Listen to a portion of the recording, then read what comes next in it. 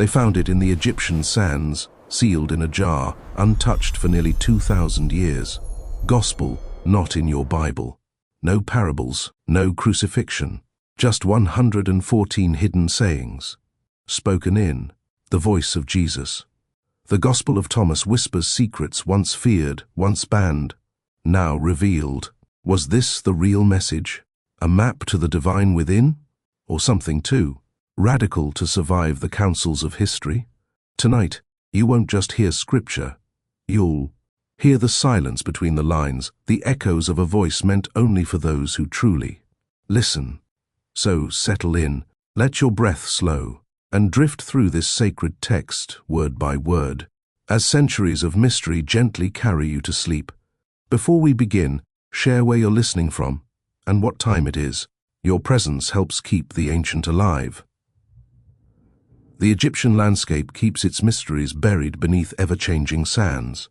In the month of December in 1945, a young peasant named Muhammad Ali al-Saman was traversing the arid terrain near the settlement of Nag Hammadi. His kin required fertilizer for their fields.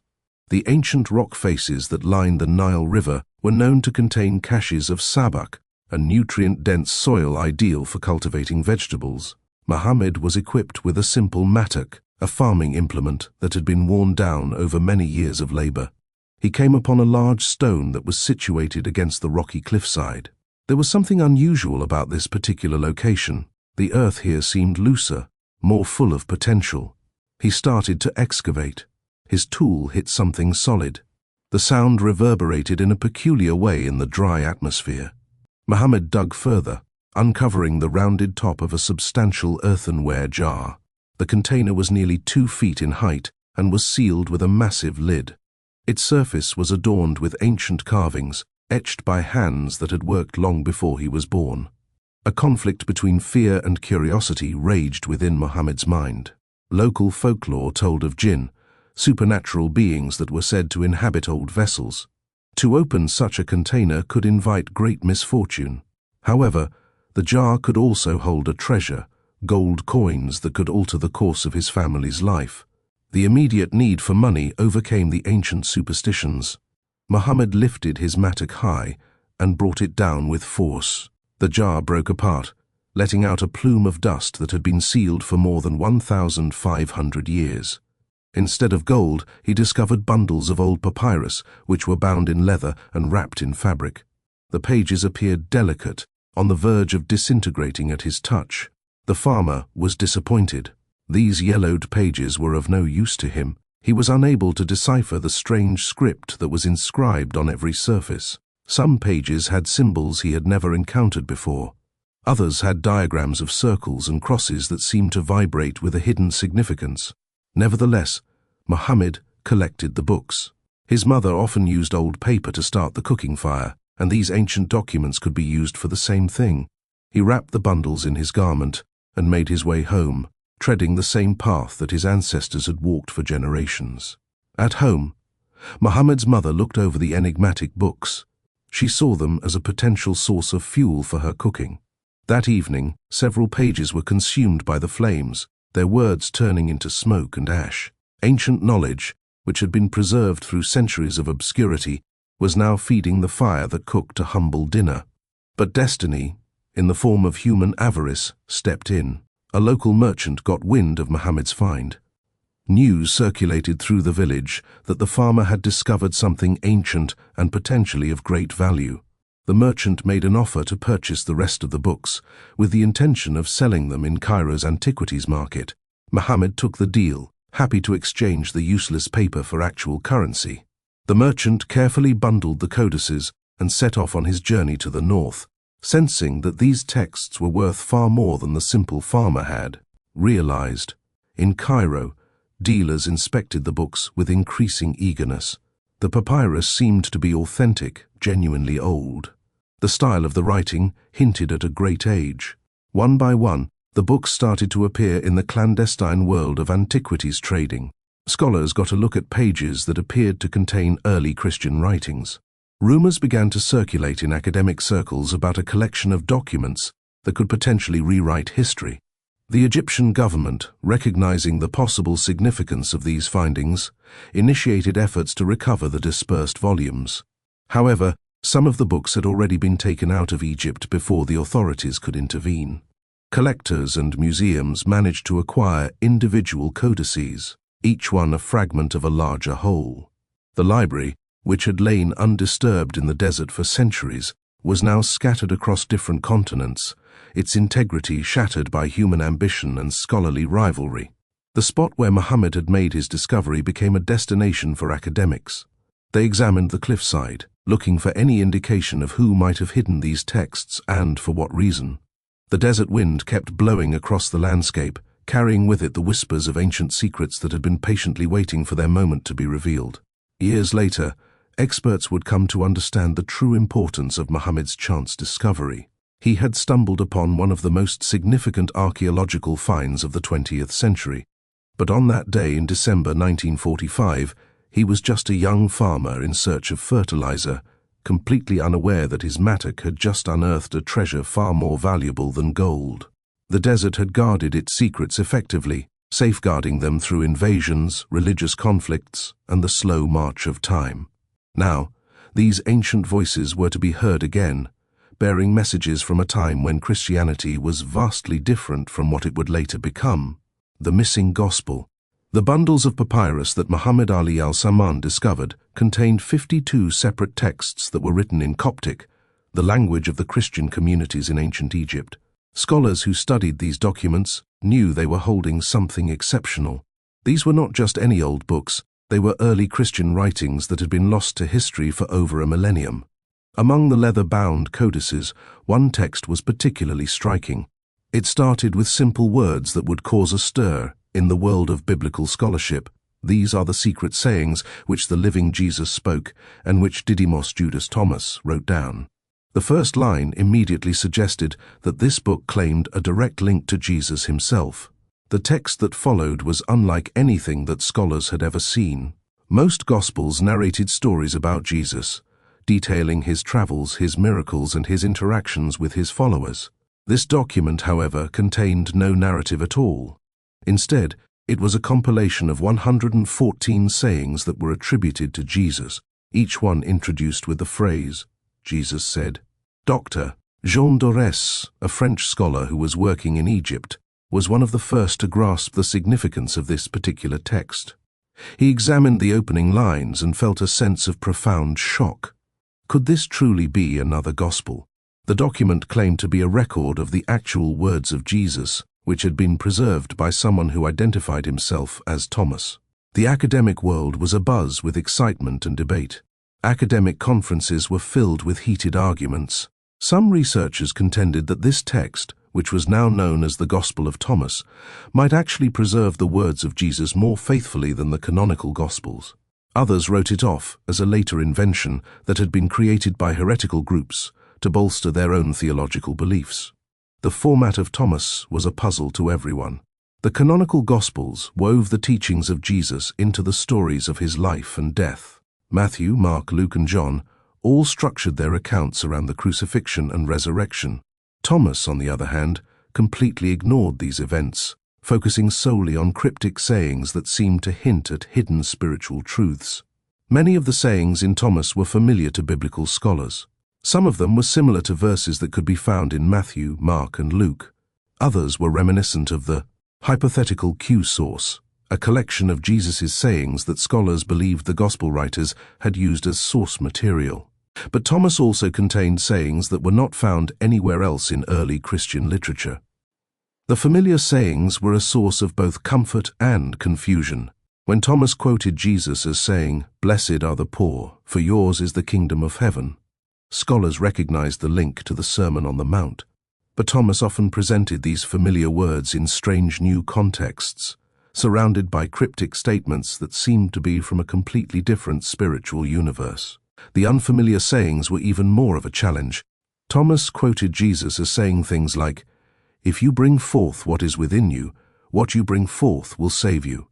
If you do not bring forth what is within you, what you do not bring forth will destroy you." These words were profound but mysterious, and they lacked the clear moral guidance that was a hallmark of much of Jesus' teaching in the canonical Gospels. Church leaders reacted to Thomas with great suspicion.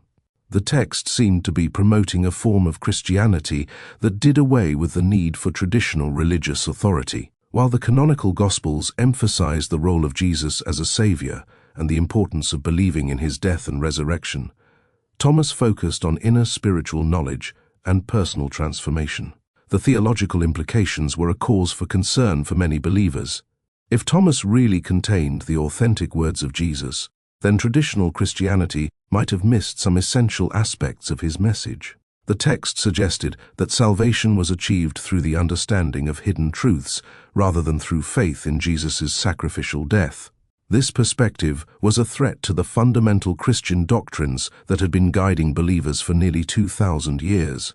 Academic institutions were caught in a difficult position between scholarly curiosity and religious pressure. Universities that had theological seminaries were faced with tough questions about how to study texts that were challenging orthodox beliefs. Some scholars conducted their research quietly, publishing their findings in specialized journals that were read by very few people. Others welcomed the controversy, using Thomas to argue for radical reinterpretations of Christian history. The discovery of Thomas forced scholars to confront some uncomfortable questions about the development of Christianity. If this text really dated back to the 1st or 2nd century, as many experts believed, then early Christianity had been far more diverse than had been previously thought. The unified faith that had emerged from the church councils and creeds might have been just one option among many competing versions of Jesus' message. Libraries and museums vied to acquire parts of the Nag Hammadi library, including copies of Thomas. Each institution wanted to be the home of texts that could potentially rewrite religious history. The Young Codex, which contained a complete copy of Thomas, became a coveted prize that was fought over by scholars, collectors, and national governments. The Gospel of Thomas had emerged from the Egyptian desert, bringing with it questions that would reshape the field of biblical scholarship. Its simple format concealed complex theological challenges that continue to have an impact on religious thought today. The text that had started with a claim about secret sayings had indeed revealed secrets, but they were secrets about the diversity and complexity of the early Christian faith. Thomas the Twin, the man who claimed to have written down the secret sayings of Jesus, had a name that was a reflection of his mysterious nature. Didymos Judas Thomas had 3 names, each with its own significance. Thomas meant twin in Aramaic, while Didymos meant twin in Greek. Both names pointed to the same identity. This apostle was known as the Twin, although history has never clearly identified whose twin he was supposed to be. The New Testament portrays Thomas as a complex character who is primarily remembered for his famous doubt about the resurrection of Jesus. When the other disciples claimed to have seen the risen Jesus, Thomas demanded physical proof. "Unless I see the nail marks in his hands, and put my finger where the nails were, and put my hand into his side, I will not believe." This moment of skepticism earned him the lasting nickname, Doubting Thomas. But the biblical appearances of Thomas reveal more than just skepticism. In the Gospel of John, he showed remarkable courage when Jesus decided to return to Judea despite the death threats. While the other disciples were expressing their fear, Thomas declared, "Let us also go, that we may die with him." This statement revealed a man who was willing to face danger alongside his teacher, even when the path ahead looked deadly. The same Gospel of John recorded another significant moment when Thomas asked Jesus a direct question about spiritual matters. Jesus had been speaking about preparing a place for his followers, saying that they knew the way to where he was going. Thomas responded with honest confusion, "Lord, we don't know where you are going, so how can we know the way?" This question prompted Jesus to make one of his most famous declarations, "I am the way and the truth and the life." Beyond the biblical accounts, the story of Thomas was expanded through various apocryphal texts and ancient traditions. The Acts of Thomas, a 3rd century document, portrayed him as a missionary who had traveled to India to spread Christianity.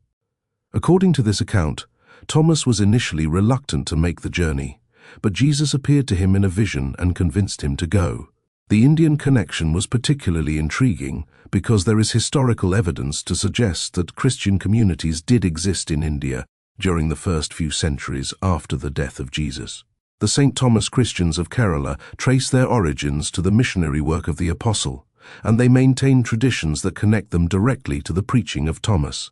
Archaeological evidence from southern India includes ancient crosses and inscriptions that support the possibility of an early Christian presence in the region. The association of Thomas with India took on a special significance when it was viewed alongside the Gospel of Thomas. The text's emphasis on inner spiritual knowledge and mystical experience resonated with Indian philosophical traditions. Some scholars have suggested that the supposed missionary work of Thomas in India might have influenced his understanding of the teachings of Jesus, which led to the distinctive spiritual perspective that is found in the Gospel that bears his name. The question of Thomas's identity became even more complex when some ancient texts suggested that he might have been the twin brother of Jesus. The Gospel of Thomas itself begins by identifying the author as Didymos Judas Thomas, and some scholars have noted that this name structure could indicate a family relationship. If Thomas was indeed the twin of Jesus, then his claim to have preserved the secret sayings of Jesus would carry a special authority. The early Christian communities had mixed feelings about the legacy of Thomas. The Orthodox churches celebrated his eventual faith after he had touched the wounds of Jesus, but they remained suspicious of the texts that claimed to preserve his independent teachings. The Gospel of Thomas and other writings that were associated with Thomas often promoted forms of Christianity that emphasized personal spiritual experience over institutional authority. The geographical spread of Thomas Christianity was remarkable. Communities that claimed Thomas as their founder appeared not only in India, but also in Syria, Mesopotamia, and other regions of the Middle East. These communities often developed distinctive theological perspectives that were different from the Christianity that had emerged in the Roman Empire. The character of Thomas in the Gospel of Thomas is markedly different from his portrayal in the canonical Gospels. Instead of the doubting disciple who needed physical proof, Thomas appears as a spiritual seeker who understood the deeper teachings of Jesus. The text presents him as someone who was capable of recognizing the true nature of Jesus, and in one saying he declares, "Master, my mouth is wholly incapable of saying whom you are like." The historical Thomas remains a somewhat mysterious figure, caught between the biblical accounts and the later legendary expansions. The canonical Gospels present him as a thoughtful but skeptical disciple who ultimately found his faith through direct experience. The apocryphal traditions transform him into a missionary hero who carried Christianity to distant lands and preserved the most profound teachings of Jesus. Whether Thomas actually wrote the Gospel of Thomas is still an open question among scholars. The text might have been attributed to him by later communities who wanted to claim the apostolic authority for their distinctive teachings. But the association between Thomas and esoteric spiritual knowledge proved to be enduring, and it has influenced the Christian mystical traditions for centuries. The name Thomas the Twin continues to evoke a sense of mystery and spiritual depth. His legacy encompasses both the honest doubt that led to a stronger faith and the quest for the hidden wisdom that was a hallmark of early Christian mysticism. In the desert sands of Egypt, the gospel that bears his name waited patiently to remind the world that the apostle who was known for his doubt was also remembered for his unique insight into the most secret teachings of Jesus. The landscape of early Christianity, the world that produced the Gospel of Thomas, bore little resemblance to the unified Christianity that would emerge centuries later. In the 1st and 2nd centuries after the death of Jesus, his followers were scattered across the Mediterranean world, and they were carrying different interpretations of his message. Each community developed its own understanding of what it meant to follow Jesus, and this created a tapestry of beliefs that would eventually tear apart under the pressure of orthodoxy. The earliest Christian communities had no central authority to define the correct belief.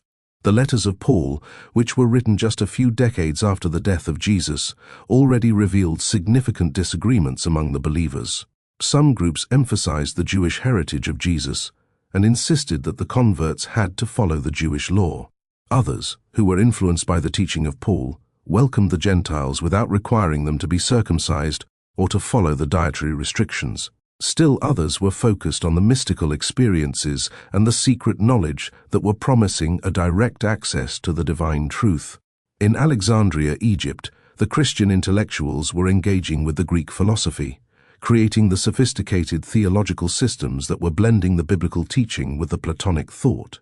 These scholars were producing the elegant explanations of how Jesus could be both human and divine, and they were laying the groundwork for the later Orthodox doctrine. But they were also exploring the ideas that would eventually be labeled as heretical, including the possibility that Jesus had revealed the different levels of the truth to the different disciples. The Syrian Christianity was developing along the different lines, and it was often emphasizing the aesthetic practices and the mystical experience. The communities in this region were producing the texts that were portraying Jesus as a spiritual teacher who was offering the liberation from the material world. The Gospel of Thomas, which was written in the Greek but was preserved in the Coptic, was likely originating in this theological environment, where the sayings of Jesus were treasured as the keys to the spiritual transformation. The Gnostic communities were emerging throughout the Mediterranean, although they were resisting the easy classification. These groups were generally believing that the material world was flawed or evil, and it was created by a lesser deity rather than the true God. They were teaching that Jesus had come to reveal the secret knowledge that would allow the souls to escape the prison of the physical existence. The Gnostic texts were often portraying Jesus as a heavenly revealer who was appearing to be human but was transcending the normal physical limitations. The diversity of the early Christianity was a reflection of the broader cultural complexity of the Roman world. The Jewish communities were maintaining their own interpretations of the significance of Jesus, and they were often viewing him as a teacher or a prophet rather than a divine figure. The pagan philosophers were finding certain Christian ideas to be appealing, particularly the teachings about the soul's relationship to the divine. The mystery religions were offering the competing visions of the salvation through the ritual initiation and the mystical experience. Rome itself became a crucial battleground for the different Christian factions. The city's Christian community was including the believers from the various backgrounds, and each of them was bringing their own theological perspectives. The house churches that were scattered throughout the city were often developing the distinctive practices and the teachings.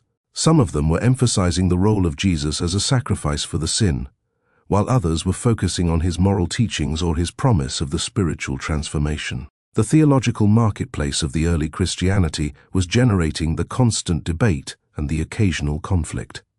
The leaders were emerging who were claiming the special authority to interpret the message of Jesus. But their claims were often going unrecognized by other communities. The bishops in the major cities like the Rome, the Alexandria, and the Antioch were beginning to assert the broader influence, but their authority was remaining limited to their immediate regions. The travel and the communication networks were allowing the different Christian groups to interact, but these connections were often increasing the tension rather than the unity. The letters were circulating between the communities, and they were sometimes carrying the warnings about the false teachers or the dangerous ideas. The same networks that were spreading the Christian faith were also carrying the theological disputes that would eventually split the movement into the competing factions. The production of the Christian texts was accelerating during this period of the diversity. The communities were creating the Gospels, the Acts, the letters, and the Apocalypses that were supporting their particular theological perspectives. The Gospel of Thomas was emerging from this creative explosion, and it was offering a vision of Jesus that was emphasizing the inner spiritual knowledge over the external religious observance. The economic and the social factors were also shaping the early Christian development. The wealthy patrons were supporting the different teachers and the communities, and they were sometimes influencing the theological direction through their financial contributions. The artisans and the merchants were carrying the Christian ideas along the trade routes, and they were creating the networks of the believers who were sharing the occupational bonds as well as the religious commitments.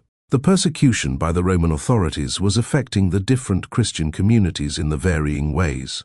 Some of the groups were developing the theologies that were glorifying the martyrdom, while others were emphasizing the importance of preserving the secret teachings for the future generations. The Gospel of Thomas, with its focus on the hidden knowledge, might have appealed to the communities that were needing to conceal their beliefs from the hostile authorities. The intellectual climate of the 2nd century was proving to be particularly fertile for the Christian creativity. The philosophers like the Justin Martyr were attempting to demonstrate the Christianity's compatibility with the Greek thought, while others like the Irenaeus were working to establish the clear boundaries between the orthodox and the heretical teaching. These efforts would eventually lead to the creation of the official creeds and the canonical scriptures, but in the meantime, the diversity of the Christian expression was continuing to flourish. The women were playing the significant roles in many of the early Christian communities, and they were sometimes serving as the teachers, the prophets, or the leaders. The Gospel of Thomas is including the sayings that are mentioning the Mary Magdalene and other women, although these references are often proving to be ambiguous about the women's spiritual status. The different communities were holding the varying views about the gender roles, and they were adding another layer of the complexity to the early Christian landscape. The world that was producing the Gospel of Thomas was a world of the spiritual experimentation and the theological creativity. The communities were competing to preserve and to interpret the authentic message of Jesus, and they were often producing the texts that were claiming the apostolic authority for their distinctive teachings. This rich diversity would eventually give way to the institutional unity, but not before the generating a remarkable collection of the early Christian literature that is continuing to challenge and to inspire the readers today. Sayings versus stories. The Gospel of Thomas is presenting Jesus in a way that is feeling almost alien to the readers who are familiar with the Matthew, the Mark, the Luke, and the John. Where the canonical Gospels are telling the stories about the life of Jesus, the Thomas is offering only his words. This difference in the format is a reflection of the completely different approaches to the preserving and the presenting the significance of Jesus. The canonical Gospels are following a narrative structure that the biblical scholars are calling a biographical gospel. These texts are describing the birth of Jesus, his ministry, his encounters with the various people, and ultimately his death and his resurrection. The stories are providing the context for the teachings of Jesus, and they are showing how his words were responding to the specific situations and the challenges. When Jesus is speaking in these Gospels, the readers are understanding his meaning through the circumstances that were prompting his response. The Thomas is abandoning this narrative approach entirely. The text is consisting of the 114 of the sayings, and each of them is introduced with the simple phrase, Jesus said. No of the stories are connecting these sayings to the particular events or the conversations. No of the descriptions are explaining where Jesus was when he was speaking these words or why he was choosing to say them. The sayings are standing alone, and they are floating free from the biographical details that are anchoring the canonical Gospels. This format is placing the Thomas in a category that the scholars are calling a sayings gospel. The hypothetical Q source, which many of the scholars are believing to have provided the common material for the Matthew and the Luke, was likely following a similar structure. The ancient Jewish and the Greek literature were including the collections of the wise sayings that were attributed to the famous teachers, and the early Christian communities were apparently creating the similar collections of the words of Jesus. The sayings format is serving a different purpose than the narrative biography. The stories about Jesus are tending to emphasize his unique identity and his historical significance. They are presenting him as a figure who was performing the miracles, was fulfilling the prophecies, and was accomplishing the salvation through his death and his resurrection. The readers of these stories are learning about Jesus as someone who was acting in the history to change the human condition. The sayings collections, by the contrast, are focusing on Jesus as a teacher whose words are carrying the transformative power. They are presenting him as someone who was understanding the spiritual truth and could communicate that understanding to others. The readers of these collections are learning from Jesus rather than about him, and they are encountering his teachings as the timeless wisdom that is transcending the specific historical circumstances. The Gospel of Thomas is seeming to be deliberately designed to emphasize the role of Jesus as a wisdom teacher. Many of the sayings are taking the form of the proverbs, the riddles, or the paradoxes that are inviting the reflection rather than the belief. Jesus is speaking in the metaphors and the symbols that are requiring the interpretation, and he is offering the insights that are revealing their meaning gradually rather than immediately. This approach to the teachings of Jesus is a reflection of a particular understanding of the spiritual transformation. The canonical Gospels are generally presenting the salvation as something that Jesus was accomplishing for the humanity through his death and his resurrection. The believers are receiving this salvation by the accepting Jesus as their Savior, and the following his moral teachings. The Thomas is suggesting a different path, one that is requiring the individuals to discover the spiritual truth through their own inner exploration. The sayings format is also allowing for the different levels of the meaning. A single of the saying might be offering the practical wisdom for the daily life and at the same time be pointing toward the deeper spiritual truths. The advanced readers could be finding the profound mystical insights in the same of the words that the beginners might be interpreting as the simple moral guidance. This layered approach to the meaning was making the sayings collections to be particularly valuable for the communities that were emphasizing the spiritual development over the time. The oral tradition was playing a crucial role in the preservation and the transmission of the sayings of Jesus. Before the written Gospels were existing, the Christian communities were maintaining the teachings of Jesus through the memory and the repetition. The sayings were easier to memorize than the long of the stories, and they could be adapted to the different situations and at the same time be maintaining their essential meaning. The Gospel of Thomas might be preserving some of these oral traditions in their original form. The relationship between the sayings and the stories in the early Christianity is proving to be complex. Some of the sayings in the Thomas are appearing to be extracted from the narrative contexts that are found in the canonical Gospels. Others are seeming to represent the independent traditions that were never becoming the part of the biographical accounts.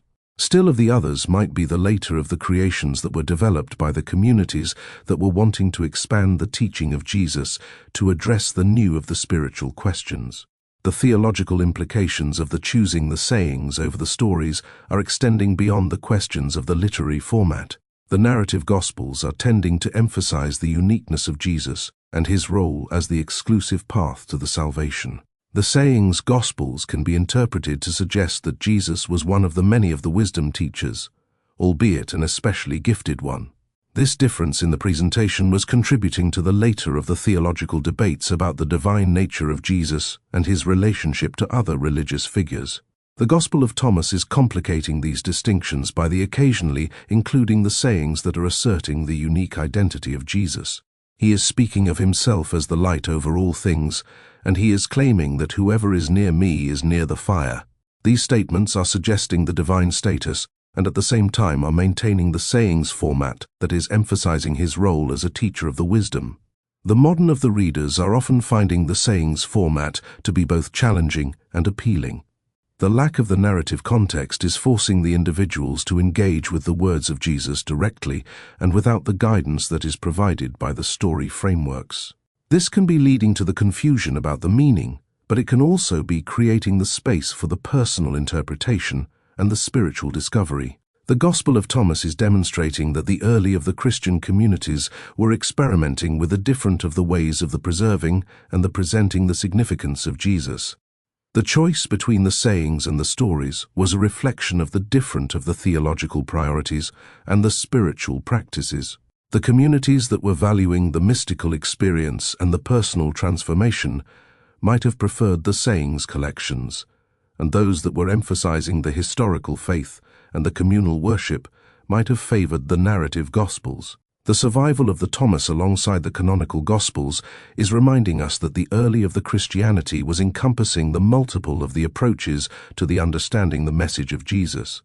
The sayings format is offering a glimpse into the forms of the Christian spirituality that were emphasizing the inner knowledge and the personal transformation over the historical faith and the institutional authority. These different of the approaches to the teachings of Jesus are continuing to influence the Christian thought and the practice today. Hidden meanings.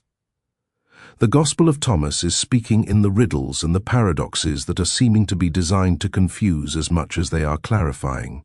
The words of Jesus in this text are often feeling like the koans from the Zen Buddhism, the cryptic statements that are resisting the straightforward interpretation. This mysterious quality is a reflection of a deliberate teaching strategy that is emphasizing the discovery over the explanation. The text is beginning with a promise and a warning.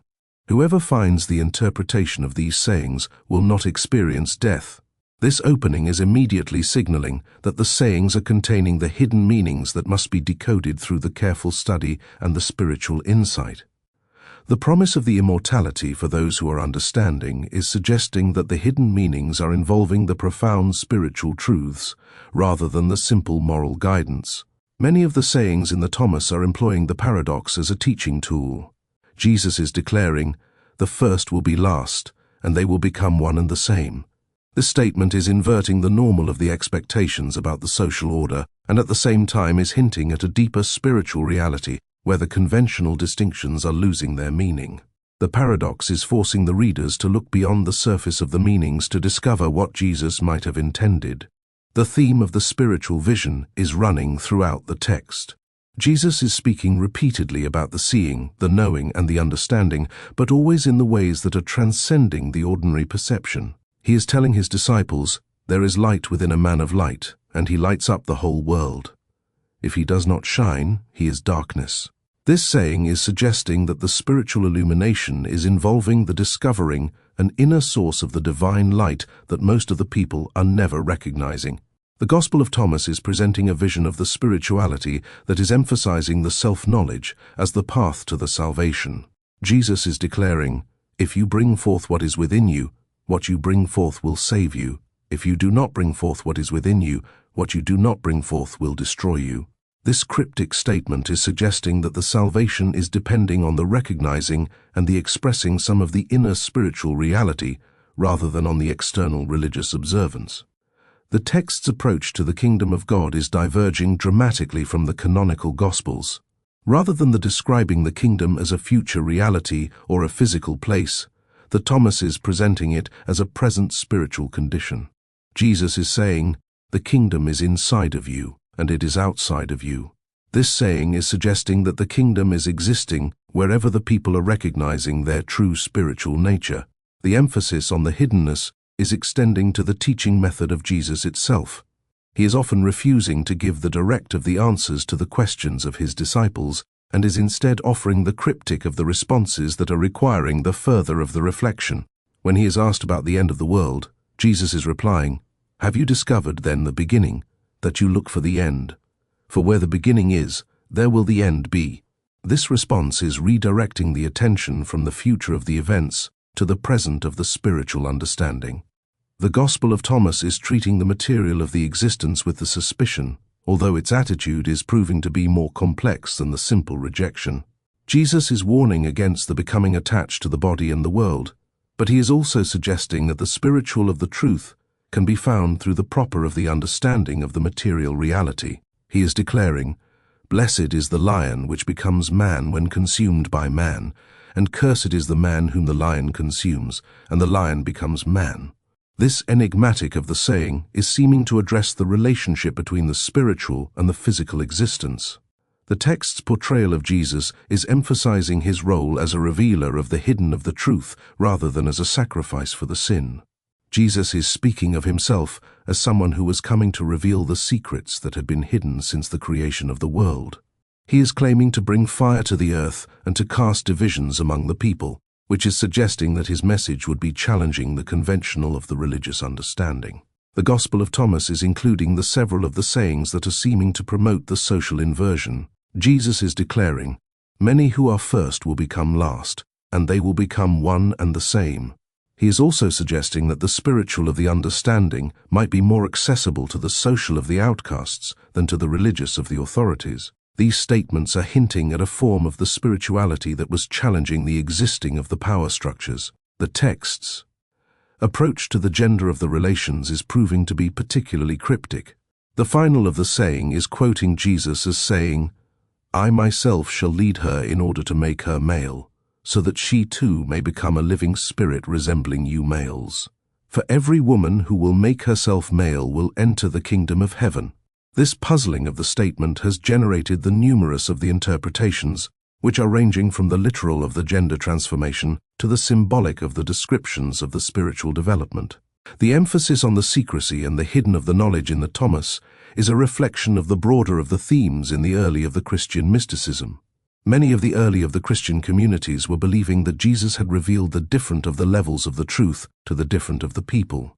The most of the profound of the spiritual insights were reserved for the advanced of the disciples who had proven their readiness to receive the deeper of the teachings. The Gospel of Thomas is suggesting that the spiritual of the transformation is requiring the moving beyond the conventional of the religious categories. Jesus is speaking of the transcending the distinctions between the male and the female, the circumcised and the uncircumcised, the free and the slave. This transcendence is seeming to involve the recognizing a spiritual reality that is existing prior to and beyond the social and the physical differences. The text's cryptic of the nature is serving a pedagogical of the purpose, which is forcing the readers to engage actively with the teachings of Jesus rather than the accepting them passively. The sayings are resisting the easy of the interpretation, and they are requiring the sustained of the reflection and the spiritual development. This approach is assuming that the spiritual of the truth cannot be simply transmitted through the clear of the explanations, but must be discovered through the personal of the experience and the insight. The hidden of the meanings in the Thomas are often pointing toward the mystical of the experiences that are transcending the ordinary consciousness. Jesus is speaking of the becoming drunk on the bubbling spring that he has measured out, which is suggesting the states of the spiritual intoxication that are revealing the hidden of the truths about the reality. These references to the altered of the consciousness are connecting the text to the broader of the traditions of the mystical spirituality. The Gospel of Thomas is presenting Jesus as a teacher who is offering the access to the divine of the wisdom through the careful of the attention to the hidden of the meanings. The text is assuming that the spiritual of the truth is lying concealed beneath the surface of the ordinary of the experience, and it is waiting to be discovered by those who are having the insight and the persistence to look deeper. This approach to the spirituality is continuing to attract the readers who are seeking the direct of the personal experience of the divine, rather than the mediated religious authority. Jesus, the enigmatic teacher. The Jesus who is emerging from the Gospel of Thomas is bearing the little of the resemblance to the compassionate of the healer and the moral of the teacher who is familiar from the canonical Gospels.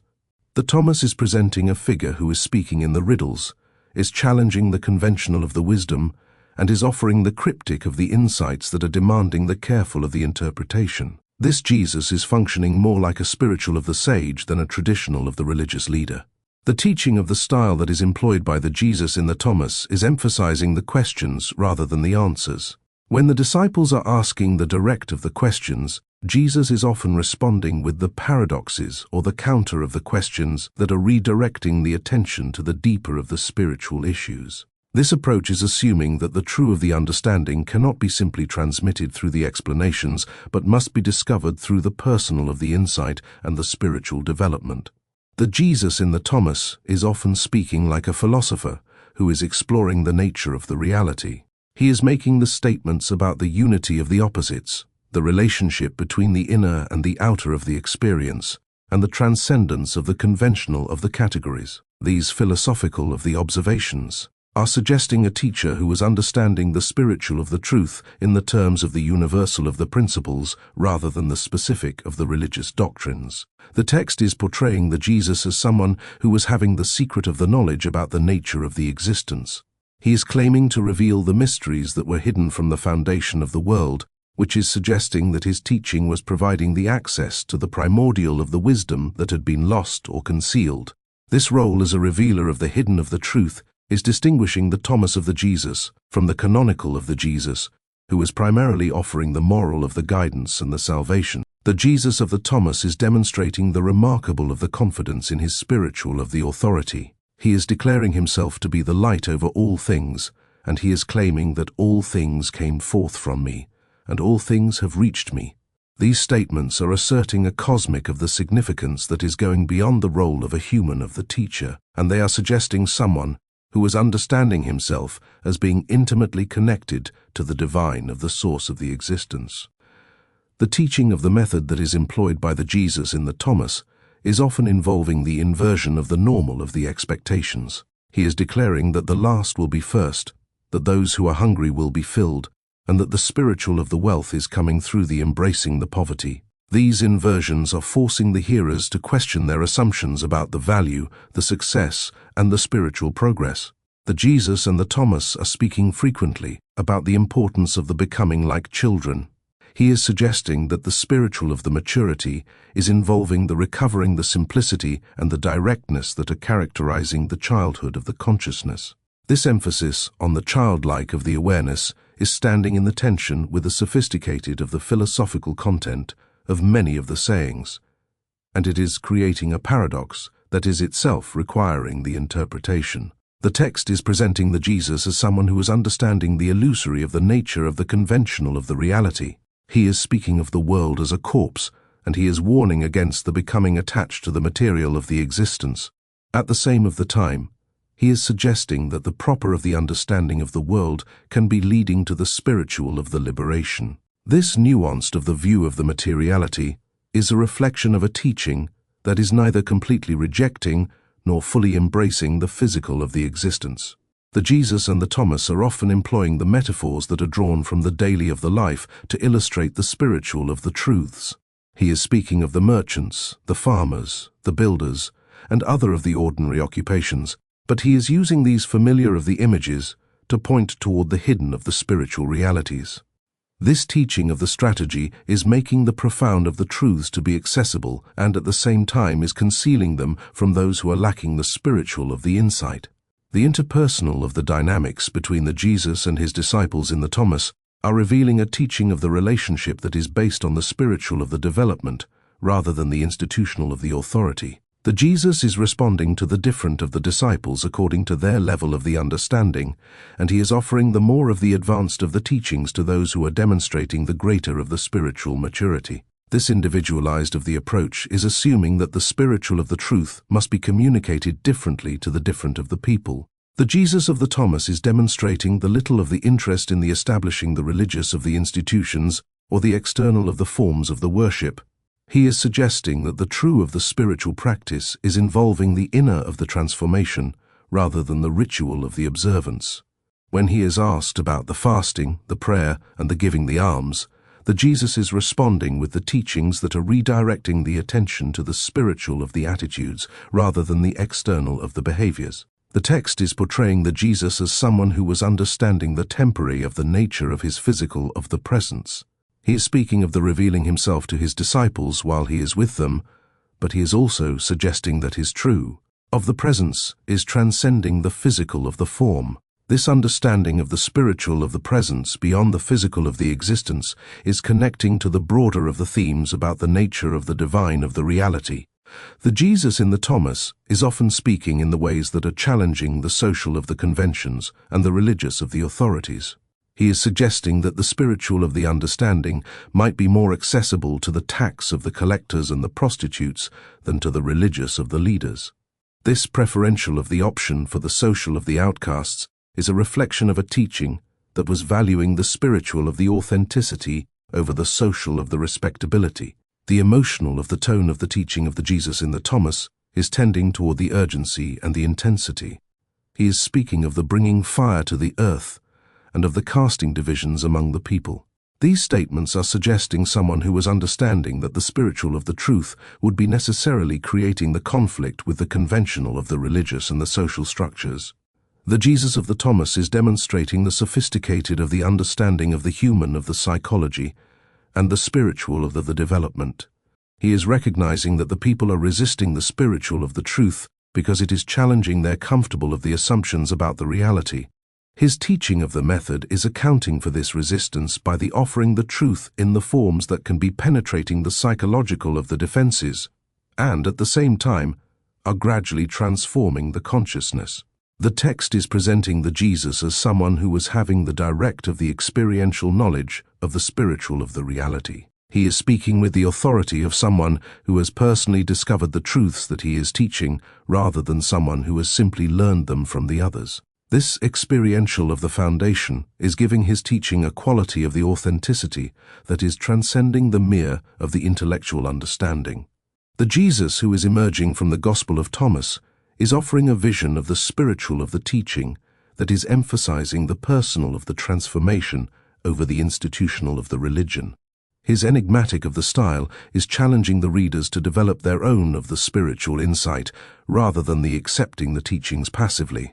This approach to the spiritual of the authority is continuing to influence the mystical of the traditions within the Christianity and beyond. The kingdom is within you. The most of the revolutionary of the teaching in the Gospel of Thomas is concerning the location and the nature of the kingdom of God. Where the canonical of the Gospels are often presenting the kingdom as a future of the reality that will be arriving through the divine of the intervention, The Thomas is locating it in the present of the moment and within the human of the consciousness itself. This shift in the perspective is transforming the entire of the spiritual quest from the waiting for the external of the salvation to the discovering the inner of the divine reality. The Jesus and the Thomas are declaring, "The kingdom is inside of you, and it is outside of you." This statement is collapsing the distinction between the inner and the outer of the reality, and it is suggesting that the divine of the realm is existing wherever the people are recognizing their true of the spiritual nature. The kingdom is becoming less of a place to be entered than a condition to be recognized and to be experienced. The text is expanding this theme through the multiple of the sayings that are describing the hidden of the presence of the kingdom in the ordinary of the reality. The Jesus is telling his disciples, "When you make the two one, and when you make the inside like the outside, and the outside like the inside, and the above like the below, and when you make the male and the female one and the same, so that the male be not male, nor the female female, then will you enter the kingdom?" This complex of the saying is suggesting that the entering the kingdom is involving the transcending the conventional of the dualities that are structuring the ordinary of the consciousness. The separation between the inner and the outer, the above and the below, the male and the female, is representing the fragmented of the awareness that is preventing the people from the recognizing their essential of the unity with the divine of the reality. The spiritual of the transformation is involving the healing these divisions and the recovering the primordial of the wholeness. The Gospel of Thomas is presenting the kingdom as something that is already existing in its fullness but is remaining hidden from the ordinary of the perception. The Jesus is declaring, "The kingdom of the Father is spread out upon the earth, and men do not see it." This saying is suggesting that the divine of the reality is permeating the ordinary of the world, but the people are failing to recognize it because their consciousness is operating according to the limited of the patterns of the perception. The text is offering the several of the metaphors for the hidden of the presence of the kingdom. The Jesus is comparing it to a treasure buried in a field which is valuable beyond the measure, but is invisible to those who are not knowing where to look. He is also likening it to a pearl of great price, which is something that the wise of the merchants will be sacrificing everything to possess. These metaphors are emphasizing both the immense of the value of the kingdom and its concealed of the nature. The emphasis on the present of the availability is distinguishing the Thomas from the apocalyptic of the traditions that are emphasizing the future of the arrival of the kingdom. While the canonical of the Gospels are often describing the kingdom as something that the Jesus will be establishing through his death and his resurrection, the Thomas is suggesting that it is existing now for those who are having the spiritual of the insight to recognize it. This perspective is transforming the spiritual of the quest from the waiting for the divine of the intervention to the developing the inner of the awareness. The Gospel of Thomas is connecting the recognition of the kingdom to a process of the spiritual of the awakening that is involving the seeing beyond the conventional of the reality. The Jesus is telling his disciples, "Blessed are the eyes which see what you see." This blessing is suggesting that the ordinary of the perception must be transformed before the kingdom is becoming visible.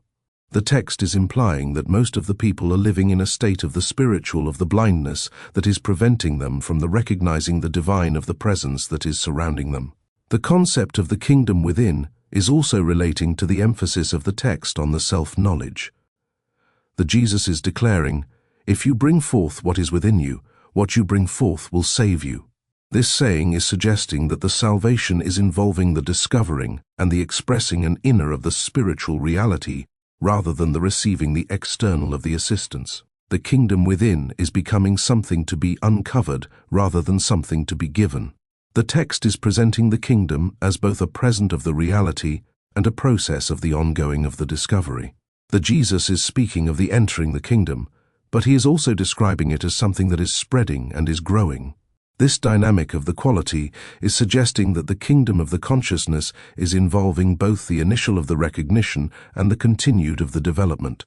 The people are not simply arriving at the kingdom, they are participating in its ongoing of the manifestation. The Gospel of Thomas is challenging the traditional of the religious categories by the suggesting that the kingdom is transcending the institutional of the boundaries. The Jesus is declaring, "I am the light over all things. I am all. From me everything came forth, and unto me everything extends." This cosmic of the vision is suggesting that the divine of the reality is encompassing all of the existence, rather than being limited to the particular of the religious communities or the practices. The text's portrayal of the kingdom is emphasizing the direct of the personal experience over the mediated of the religious authority. The Jesus is telling his disciples, "When you come to know yourselves, then you will become known, and you will realize that it is you who are the sons of the living Father." This saying is suggesting that the recognizing the kingdom within is involving the discovering one's essential of the identity as a child of God. The Gospel of Thomas is presenting the kingdom as something that can be experienced in the ordinary of the consciousness through the proper of the understanding. The Jesus is declaring, "What you look forward to has already come, but you do not recognize it." This statement is suggesting that the arrival of the kingdom is not requiring the dramatic of the external changes, but rather a transformation in the awareness that is allowing the people to see what was always present. The text is connecting the kingdom to a state of the spiritual of the unity that is transcending the ordinary of the psychological divisions. The Jesus is speaking of the making the two one, and the reconciling the opposites as the conditions for the entering the kingdom. This psychological of the integration is involving the healing, the fragmented of the consciousness that is preventing the people from the recognizing their essential of the wholeness. The emphasis on the kingdom within is also relating to the understanding of the text of the spiritual of the authority. Rather than the locating the divine of the power in the external of the institutions or the religious of the leaders, the Thomas is suggesting that each of the person is having the direct of the access to the kingdom through their own of the inner spiritual nature. This democratization of the spiritual of the authority was challenging the traditional of the religious hierarchies. The Gospel of Thomas is presenting the kingdom as something that can be shared and can be transmitted through the spiritual of the teaching. The Jesus is declaring, "Whoever drinks from my mouth will become like me. I myself shall become he, and the things that are hidden will be revealed to him." This saying is suggesting that the spiritual of the transformation is involving a kind of the identity of the merger between the teacher and the student that is revealing the hidden of the truths. The text's vision of the kingdom within is continuing to influence the mystical of the traditions within the Christianity and beyond. The idea that the divine of the reality is existing within the human of the consciousness, rather than in the external of the locations, has appealed to the spiritual of the seekers who are valuing the direct of the personal experience over the institutional of the mediation. This internalization of the kingdom is representing one of the most of the distinctive and the influential aspects of the Gospel of Thomas. The concept of the kingdom within is also connecting to the broader of the philosophical questions about the nature of the consciousness and the reality. If the divine of the reality is existing within the human of the awareness, then the boundaries between the self and the cosmos, the individual and the universal, are becoming permeable. This perspective is suggesting that the spiritual of the transformation is involving the recognizing the divine of the nature of the consciousness itself. The Gospel of Thomas is presenting the kingdom as both the goal of the spiritual of the seeking and the ground from which the seeking is arising. The Jesus is declaring, "The kingdom is within you and outside you." This paradoxical of the statement is suggesting that the very of the capacity to seek the kingdom is demonstrating its presence within the seeker. The text is implying that the spiritual of the longing itself is revealing the divine of the nature of the human of the consciousness, Gnostic or not. The relationship between the Gospel of Thomas and the Gnosticism is representing one of the most of the debated of the questions in the early of the Christian scholarship. The text is containing the elements that are seeming to align with the Gnostic of the themes, but it is also including the teachings that are appearing to contradict the basic of the Gnostic assumptions about the reality and the salvation. This ambiguity has led the scholars to the different of the conclusions about the theological of the orientation of the Thomas. The Gnosticism, as it was understood by the ancient of the Church of the Fathers like the Irenaeus, was involving the several of the key of the beliefs that were distinguishing it from the orthodox of the Christianity. The Gnostic of the systems were typically teaching that the material of the world was created by a lesser of the deity that was called the demiurge, who was ignorant of or was opposed to the true of the God. They were believing that the human of the souls were the sparks of the divine of the light that were trapped in the material of the bodies, and that the salvation was involving the acquiring the secret of the knowledge that would be allowing the souls to escape the physical of the existence and to return to the divine of the realm. The Gospel of Thomas is sharing some of the characteristics with the Gnostic of the texts. The emphasis on the secret of the knowledge is appearing in the opening of the lines, which are promising the immortality to those who are finding the interpretation of the hidden of the sayings of Jesus. The text is also expressing the suspicion of the material of the existence, and it is warning against the attachment to the body and the world.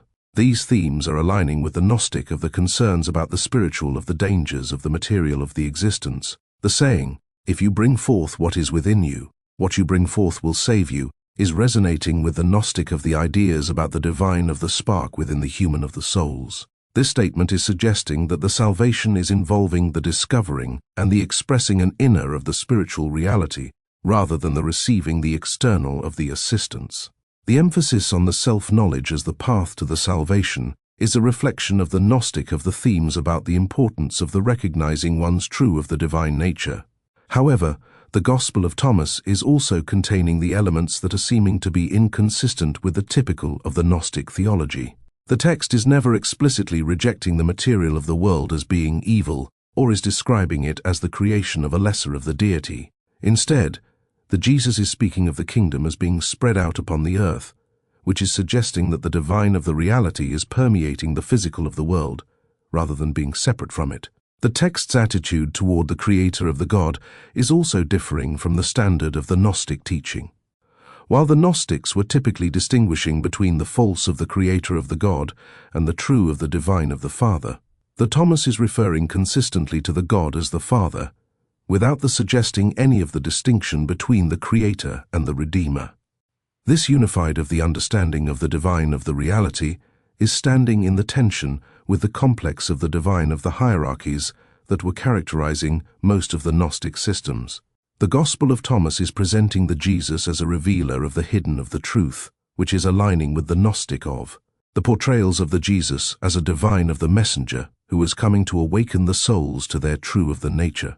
However, the text is also including the sayings that are suggesting the unique of the cosmic significance of Jesus, and it is declaring that all things came forth from him and returned to him. This exalted of the Christology is going beyond the typical of the Gnostic descriptions of the Jesus as one of the revealer among the many. The text's treatment of the body and the material of the existence is proving to be more nuanced than the straightforward rejection. While the Jesus is warning against the becoming attached to the body, he is also suggesting that the spiritual of the truth can be discovered through the proper of the understanding of the material of the reality. The saying about the lion and the man is seeming to address the relationship between the spiritual and the physical of the existence in the ways that are transcending the simple of the dualism. The Gospel of Thomas is including the several of the sayings that are seeming to promote the aesthetic of the practices which were common in the Gnostic of the communities. The Jesus is speaking favorably of those who are fasting from the world, and he is suggesting that the spiritual of the development is requiring the renouncing the material of the attachments. These themes are connecting the text to the broader of the aesthetic traditions within the early of the Christianity. The question of the relationship of the Thomas to the Gnosticism is becoming complicated by the diversity of the movements that the scholars are classifying as the Gnostic. Some of the Gnostic of the systems were emphasizing the radical of the rejection of the material of the existence, while others were teaching that the spiritual of the truth could be found through the proper of the understanding of the created of the world. The Gospel of Thomas might be aligning with the certain of the forms of the Gnosticism and at the same time be rejecting the others. The text's emphasis on the kingdom within is resonating with the Gnostic of the ideas about the divine of the spark within the human of the souls, but it is also connecting to the Jewish and the early of the Christian traditions about the presence of God in the human of the hearts. The saying, "The kingdom is within you and outside you," is suggesting a vision of the divine of the reality that is encompassing both the inner and the outer of the dimensions, rather than the rejecting the external of the world entirely. The Gospel of Thomas is presenting a form of the Christianity that is emphasizing the direct of the spiritual experience over the institutional of the authority, which is aligning with the Gnostic of the preferences for the personal of the revelation over the church of the tradition. However, the text is also including the sayings that are suggesting the importance of the community and the mutual of the spiritual support, which are the themes that were less prominent in the individualistic of the Gnostic movements. The scholarly of the debate about the Gnostic of the character of the Thomas is a reflection of the broader of the questions about how to define the Gnosticism itself. Some of the scholars are arguing for a narrow of the definition that is focusing on the specific of the mythological systems, while others are preferring a broader of the understanding that is including the various of the forms of the esoteric of the Christianity. The Gospel of Thomas is fitting more easily into the broader of the definitions of the Gnosticism than into the narrow of the ones. The text's portrayal of the Jesus as a wisdom of the teacher who is offering the access to the hidden of the spiritual truths is connecting it to the broader of the traditions of the religious of the esotericism that were extending beyond the specifically of the Gnostic movements. The ancient of the Jewish, the Greek and the Christian of the communities were all developing the forms of the mystical of the teaching that were emphasizing the secret of the knowledge and the direct of the spiritual experience. The Gospel of Thomas might be representing a form of the early of the Christian mysticism that was sharing the certain of the themes with the Gnosticism and at the same time was not fully embracing the Gnostic of the cosmology or the theology. The text's emphasis on the inner of the spiritual transformation and its suspicion of the external of the religious authority were aligning it with the Gnostic of the concerns, and at the same time were maintaining the connections to other of the forms of the early of the Christian spirituality. The question of whether the Thomas is the Gnostic is ultimately depending on how one is defining the Gnosticism and how broadly one is interpreting the theological of the implications of the text. The Gospel of Thomas is containing the elements that are suggesting the Gnostic of the influence, and at the same time is also including the teachings that are pointing in other of the directions. This theological of the complexity is a reflection of the diverse and the experimental nature of the early of the Christian spirituality. Sayings that divide. The certain of the sayings in the Gospel of Thomas are challenging the fundamental of the assumptions that are underlying the canonical of the Gospels and the traditional of the Christian theology. These controversial of the statements are revealing the alternative of the understandings of the message of Jesus that are competing directly with the orthodox of the interpretations. The tensions between the Thomas and the canonical of the Christianity are becoming most of the apparent in these divisive of the sayings. The final of the saying in the Thomas is presenting one of the most of the controversial of the statements in the other dead of the Christian literature. The Jesus is declaring, I myself shall lead her in order to make her male, so that she too may become a living spirit resembling you males. For every woman who will make herself male will enter the kingdom of heaven. This puzzling of the statement about the gender of the transformation has generated the intense of the scholarly debate and the feminist of the criticism. The various of the interpretations have been proposed for this enigmatic of the saying. Some of the scholars are suggesting that the making the female male is referring to the transcending the gender of the distinctions entirely, and it is achieving a spiritual of the state that is existing beyond the conventional of the categories of the male and the female. Others are arguing that the saying is a reflection of the ancient of the beliefs about the spiritual of the superiority of the masculinity, and it is suggesting that the women must be symbolically becoming the male to achieve the salvation. The saying is creating the tension with the canonical of the Gospels that are presenting the Jesus as being welcoming to the women and being inclusive in his spiritual of the message. While the canonical of the Jesus is challenging the social of the conventions about the gender of the roles, he is not suggesting that the women must be becoming the male to enter the kingdom of God. This difference in the perspective is a reflection of the broader of the disagreements about the gender and the spiritual of the authority in the early of the Christian communities. Another of the controversial of the saying is addressing the question of the spiritual of the authority and the religious of the hierarchy. The Jesus is declaring, the Pharisees and the scribes have taken the keys of knowledge and hidden them. They themselves have not entered, nor have they allowed to enter those who wish to. This statement is criticizing the religious of the authorities for the blocking the access to the spiritual of the truth rather than the facilitating it. The canonical of the Gospels are also recording the criticisms of Jesus of the religious of the leaders, but the Thomas is presenting a more of the systematic of the rejection of the institutional of the religious authority. The text is suggesting that the official of the religious leaders are not only failing to understand the spiritual of the truth, but are actively preventing the others from the discovering it. This perspective was appealing to the communities that were feeling to be marginalized by the emerging of the church of the hierarchies. The Gospel of Thomas is including the sayings that are seeming to minimize the importance of the traditional, of the religious practices. When he is asked about the fasting, the prayer, and the almsgiving, the Jesus is responding, "If you fast, you will give rise to sin for yourselves, and if you pray, you will be condemned, and if you give alms, you will do harm to your spirits." This statement is appearing to reject the practices that were central to the Jewish and the early of the Christian piety. The canonical of the Gospels are presenting the Jesus as someone who was participating in the traditional of the religious practices, and at the same time was also challenging their abuse. The Jesus is fasting, is praying, and is teaching about the generous of the giving, although he is criticizing the hypocritical of the religious observance. The Thomas is suggesting a more of the radical, of the rejection of the external, of the religious practices, in the favor of the inner, of the spiritual transformation. The text's treatment of the death and the resurrection of Jesus is differing markedly from the canonical of the emphasis on these events. While the canonical of the Gospels are structuring their entire of the narratives around the sacrificial of the death of Jesus and his victorious of the resurrection, the Thomas is mentioning neither of the event. This absence is suggesting a form of the Christianity that was finding the significance of Jesus in his teaching rather than in his death. The Gospel of Thomas is presenting the Jesus as a revealer of the hidden of the wisdom rather than as a sacrifice for the sin. This perspective is challenging the substitutionary of the atonement of the theology that was becoming central to the orthodox of the Christianity. The text is suggesting that the salvation is coming through the understanding the teaching of Jesus rather than through the faith in his death and his resurrection. The several of the sayings in the Thomas are appearing to promote a form of the realized eschatology that is contradicting the future-oriented of the expectations that are found in the canonical of the Gospels. The Jesus is declaring, "What you look forward to has already come, but you do not recognize it."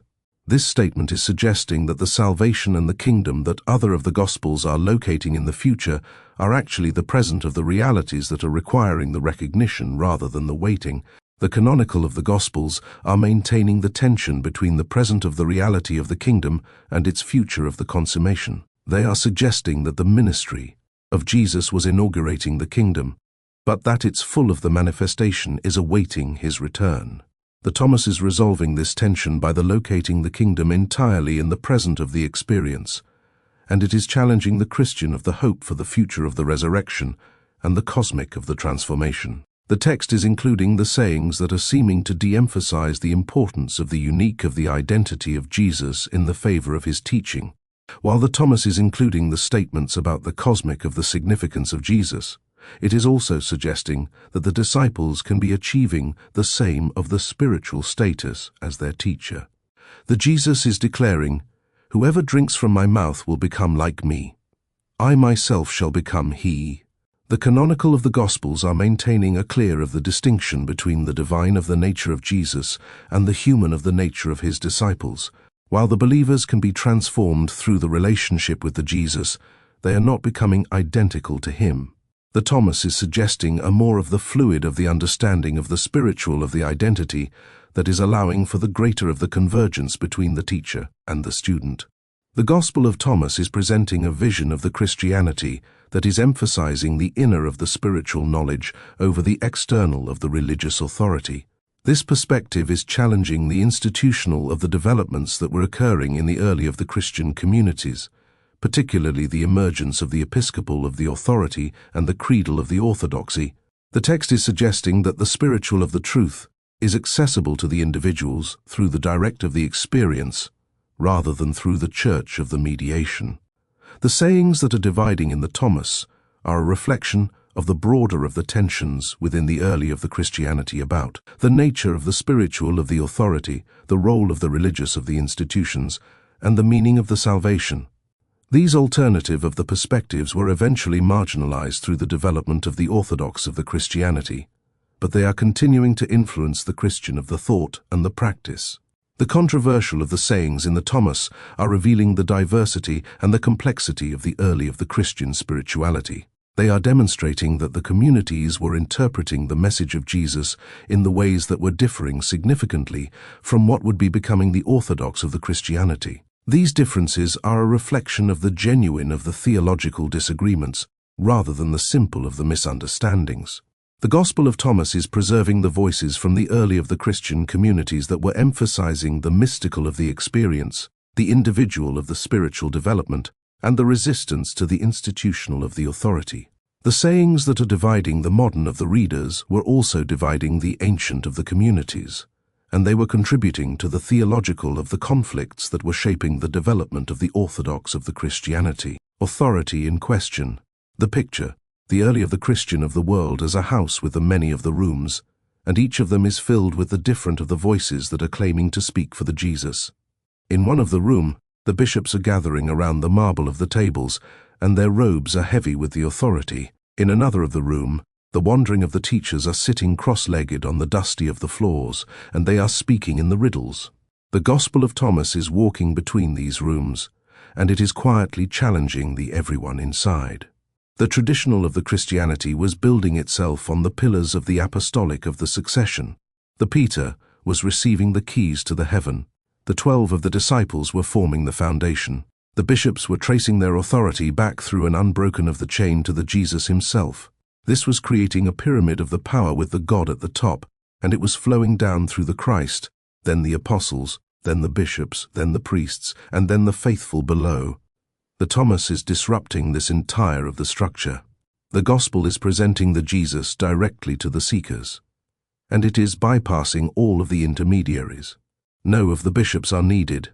No of the priests are required. No of the church of the hierarchy is necessary. The divine of the spark is living within each of the person, and it is waiting to be discovered. This teaching is cutting straight through the careful of the architecture of the institutional of the power. Consider the saying of the 13, where the Jesus is telling the Thomas that he has drunk from the bubbling of the spring and has become intoxicated with the divine. The Thomas is not even able to speak about what he has learned, because it is transcending the ordinary of the language. Here, the Jesus is bypassing the other of the disciples entirely, and he is speaking soul to soul with the Thomas. The message is ringing clear. The direct of the experience is trumping the borrowed of the authority. The canonical of the Gospels are carefully preserving the special of the status of the 12th. Even when they are stumbling or are doubting, they are remaining the chosen of the vessels. The Gospel of Thomas is treating the disciples differently. They are often appearing to be confused, and they are missing the deeper of the meanings. In the saying of the 43, the disciples are asking the Jesus who he is, and he is responding with the gentle of the exasperation, and he is wondering why they are still seeking the external of the answers when the truth is dwelling within them. This is creating a fundamental of the tension. If the anyone can be accessing the divine of the wisdom directly, what of the need is existing for the religious of the gatekeepers? If the kingdom is spreading invisibly across the earth, why to be building the cathedrals? If the God is speaking through the inner of the knowing, why to be requiring the scriptures? The Thomas is posing these questions not through the argument, but through the lived of the example. The gospel of the structure is reinforcing this anti-hierarchical of the message. Unlike the canonical of the Gospels, which are following the Jesus from the birth to the death, the Thomas is presenting the 114 of the sayings without the clear of the order or the narrative of the progression.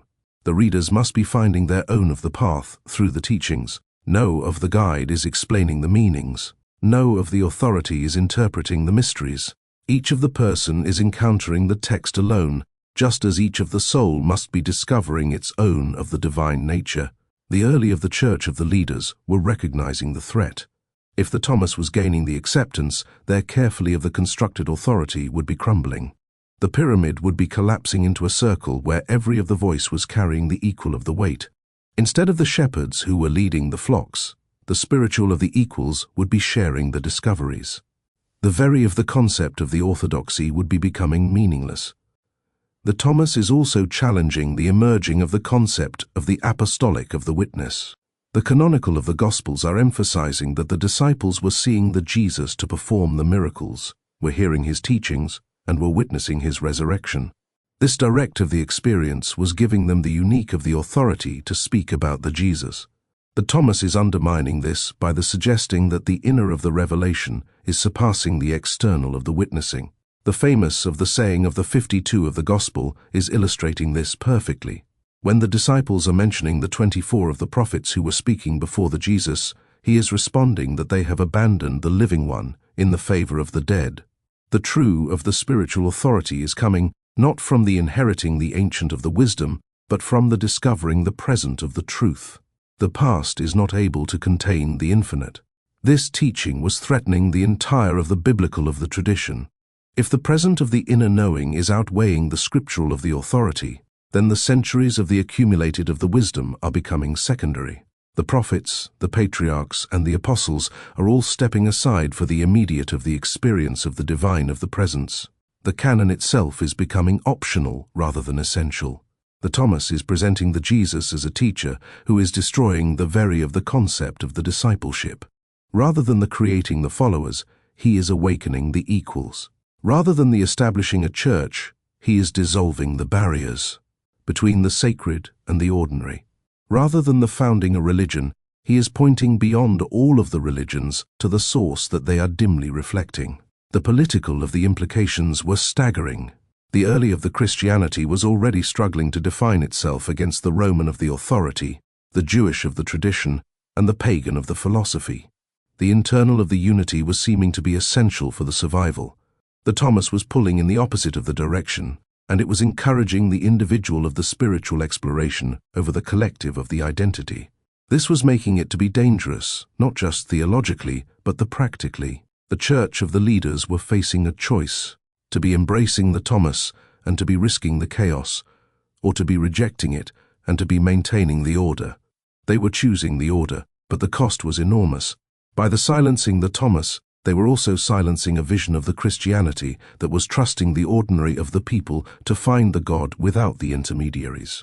The religion that was emerging was safer but was smaller, was more controlled but was less mysterious. The irony is running deep. In the rejecting the Thomas to preserve the apostolic of the authority, the Church of the Fathers were exercising the very of the institutional power that the Thomas was questioning. They were becoming the gatekeepers that they were claiming to serve, and they were deciding which of the voices could be speaking for the Jesus and which must be remaining silent. The pyramid of the authority was defending itself by the burying the circular of the alternative. Banned, buried, forgotten. The letter is arriving on the expensive of the papyrus, and it is sealed with the ring of the bishop. The Irenaeus of the Lion is sitting in his study, and he is surrounded by the scrolls and the codices, and he is crafting the words that will be echoing through the centuries. The year is around the 180 of the CE, and he is facing a crisis. Too many of the Gospels, too many of the voices, too many of the versions of the Jesus. The Church is needing the clarity, and the clarity is requiring the choices. The Irenaeus is picking up his reed of the pen, and he is beginning to write the Against the Heresies, which is a massive of the work that will be defining the orthodox of the Christianity for the generations. Among his targets, the Gospel of Thomas. He is dismissing it as a collection of the dangerous of the secrets, a text that is leading the believers away from the true of the faith. With these words, he is beginning the long of the process of the burial. The early of the Church was facing an impossible of the challenge. The dozens of the Gospels were circulating through the Christian of the communities. Some of them were telling the familiar of the stories about the birth, the ministry, and the death of Jesus. Others, like the Thomas, were offering the radically of the different approaches. The market of the forces were not able to determine which were surviving. Only the authority could be making that choice. The process was unfolding gradually. First were coming the influential of the voices like the Irenaeus, who was arguing that only the four of the Gospels were deserving the acceptance, like the four corners of the earth or the four winds of heaven. The Matthew, the Mark, the Luke, and the John were providing the perfect of the completeness. Any of the additional of the Gospel was disrupting this divine of the symmetry. The Church of the Councils were following, and they were meeting in the grand of the halls to debate which of the books were belonging in the biblical of the canon. The Muratorian of the fragment, which is dating to around the 200 of the CE, is listing the accepted of the texts. The Thomas is not appearing. The message is growing clear. This gospel is having no of the place in the orthodox of the Christianity. But the books are not disappearing simply because the bishops are disapproving. The Thomas was continuing to circulate in the certain of the communities, and it was being copied by the hand and was being shared in the secret. The Gnostic of the groups were particularly treasuring it, and they were seeing in its mysterious of the sayings the confirmation of their own of the spiritual insights. The text was living on in the shadows. The tide was turning decisively in the 4th of the century. The emperor of the Constantine was legalizing the Christianity, and he was transforming it from the persecuted of the sect to the imperial of the religion. This was bringing the unprecedented of the power, but also the unprecedented of the pressure for the uniformity. The empire was needing the one of the Christianity, not the many of the competing of the versions. The Council of the Nicaea in the 325 of the CE was focusing on the theological of the doctrine rather than the biblical of the canon, but it was establishing the principle that the Church of the authorities could be determining the correct of the belief. The later of the councils were applying this principle to the scripture itself. The 27 of the books of the New of the Testament were gradually emerging as the definitive of the collection. The Thomas was falling the victim to this process, not because it was lacking the spiritual of the value, but because it was threatening the institutional of the control. The emphasis of the gospel on the individual of the revelation was clashing with the need of the church for the unified of the authority. Its mysterious of the sayings were resisting the kind of the systematic of the interpretation that the orthodox of the theology was requiring. The suppression was taking the multiple of the forms. The bishops were instructing their congregations to avoid the suspicious of the texts. The scribes were stopping the copying the unapproved of the Gospels. The libraries were refusing to preserve them. The economics of the manuscript of the production were working against the Thomas. Why to be spending the precious of the resources on the forbidden of the books when the approved of the texts were filling every of the need? The more of the aggressive of the measures were following. The Church of the authorities were ordering the destruction of the heretical of the writings. The bonfires were consuming the centuries of the spiritual of the exploration. The manuscripts of the Thomas were disappearing into the flames, or were being buried in the sealed of the jars that were hidden by the believers who were not able to bear to see them to be destroyed. The discovery of the Nag of the Hammadi in the 1945 was revealing the extent of this ancient of the Book of the Burning. The 13 of the leather bound of the codices, which were buried around the 350 of the CE, were containing the 52 of the texts that the orthodox of the Christianity had tried to erase. Among them, a complete of the Coptic of the version of the Gospel of Thomas. The timing is suggesting the deliberate of the preservation as the persecution was intensifying. The archaeological of the evidence is supporting this interpretation. The monasteries near the Nag of the Hammadi were being converted to the orthodox of the Christianity in the mid-4th of the century. The monks were facing a choice, to be surrendering their beloved of the texts or to be hiding them. They were choosing the hiding, perhaps the hoping the future of the generations would be proving to be more tolerant. The burial of the location itself is telling a story. The jars were placed near the ancient of the pagan of the tombs, in the ground that was already considered to be sacred, but was outside the Christian of the control. The monks were not able to bear to destroy the Thomas, but they were not able to openly preserve it either. The underground was becoming the only of the option. As the centuries were passing, the Thomas was fading from the memory. The medieval of the Christianity was occasionally referencing it, and it was usually to condemn its teachings. The scholars were knowing the name, but they were lacking the text. The gospel was becoming a ghost, and it was haunting the edges of the Christian of the history without the substance. The Protestant of the Reformation was offering a brief of the opportunity for the rediscovery. The Reformers were challenging the Church of the authority and were returning to the ancient of the sources, but they were focusing on the canonical of the New of the Testament, not the broader of the world of the early of the Christian literature. The Thomas was remaining to be buried, both the literally and the metaphorically. Even when the 19th of the century of the scholars were beginning to recover the early of the Christian texts, they were finding only the fragments of the Thomas. A few of the Greek of the papyri were preserving the scattered of the sayings, but these glimpses were only deepening the mystery. The complete of the gospel was remaining to be hidden beneath the Egyptian of the sand. The irony is cutting deep. By the trying to eliminate the Thomas, the Church of the authorities may have preserved it. The manuscript that was surviving was doing so precisely because the believers were burying it beyond the reach of the orthodox of the suppression. The very of the act of the hiding was becoming an act of the salvation. This pattern was repeating throughout the Christian of the history. The mystics and the dissident were treasuring the Thomas-like of the insights even when they were lacking the text itself. The spirit of the gospel was living on in the medieval of the mystics, the Renaissance of the humanists, and the modern of the spiritual seekers. The message was proving to be harder to bury than the manuscript. The 20th of the century was bringing the dramatic of the change. The archaeological of the discoveries, the scholarly of the freedom, and the spiritual of the experimentation were creating the new of the openness to the alternative of the Christian voices. The ground was becoming fertile for the Thomas to bloom again.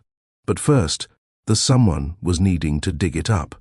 The lost of the years, the darkness is settling over the ancient of the text, like the sand that is drifting across the forgotten of the tombs. The Gospel of Thomas is entering along of the sleep, and it is buried beneath the centuries of the silence. Yet, even in the darkness, the seeds of the influence are scattering on the invisible of the winds, and they are taking the root in the unexpected of the places. The 4th of the century is closing with the Thomas that is officially forgotten. The Church of the Libraries are purging their collections. The scriptoriums are stopping the copying the text. The last of the believers who were treasuring it are growing old and are dying without the passing it to the next of the generation. The gospel is becoming a whisper and then the silence, but the whispers are having their own of the power. The medieval of the Christianity is developing a rich of the mystical tradition that is echoing the Thomas-like of the themes. The Meister of the Eckhart is speaking of the God within, the divine of the spark that is dwelling in every of the soul.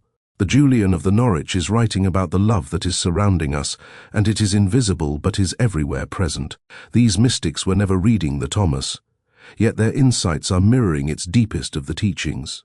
The connection is running deeper than the coincidence. The early of the Christian mysticism was drawing from the same of the wells that were nourishing the Thomas, the direct of the experience of the divine, the union with the source of all of the being, the priority of the inner of the knowing, over the external of the authority. These streams were flowing underground, and they were surfacing in the unexpected of the places. The Islamic of the mysticism, which was developing in the same of the Mediterranean of the world, was preserving the similar of the insights. The Sufi of the poets like the Rumi were speaking of the beloved who was dwelling within the heart of the lover. The divine of the presence that the Thomas was describing as being hidden yet everywhere was becoming the breath of the Islamic of the spirituality, the different of the words, the same of the recognition. The Jewish of the mysticism was contributing its own of the threads. The Kabbalah was speaking of the hidden light that was concealed within the creation, and it was waiting for the seekers to discover it. The Zohar was describing a reality where the divine and the human were interpenetrating completely. These teachings would have resonated deeply with the readers of the Thomas, had any of them survived to make the connection. The Renaissance was bringing the new of the possibilities. The humanist of the scholars were beginning to recover the ancient of the texts, and they were driven by the curiosity about the origins of the Christianity. They were finding the fragments of the Thomas in the old of the libraries, and they were the tantalizing of the glimpses of a lost of the gospel. But these pieces were too scattered to reconstruct the whole. The Erasmus, who was the great of the Dutch of the humanist, was compiling the early of the versions of the New of the Testament, but he was focusing on the canonical of the texts. He was knowing about the other of the Gospels, but he was lacking the access to the complete of the manuscripts. The tools for the recovery were existing, but the materials were remaining to be buried. The Protestant of the Reformation was creating the additional of the opportunities. The Reformers were challenging the Church of the authority and were returning to the ancient of the sources. They might have embraced the Thomas as the evidence of the diverse of the early of the Christianity. Instead, they were focusing on the canonical of the Scriptures, and they were seeking the solid of the ground for their own of the authority. The moment was passing. The colonial of the expansion was bringing the Western of the scholars into the contact with the Eastern of the Christianity. The Coptic of the Christians in the Egypt were preserving the ancient of the traditions that were predating the Islam. Some of them were remembering the stories about the hidden of the Gospels, the manuscripts that were buried in the desert, but these were treated as the legends rather than the historical of the possibilities. The 18th of the century of the Enlightenment was fostering the new of the interest in the Christian of the origins. The scholars were beginning to apply the critical of the methods to the biblical of the texts, and they were questioning the traditional of the authorship and the dating. They were creating the space for the recovering the lost of the voices, but the archaeological of the techniques were remaining to be primitive. The desert was keeping its secrets.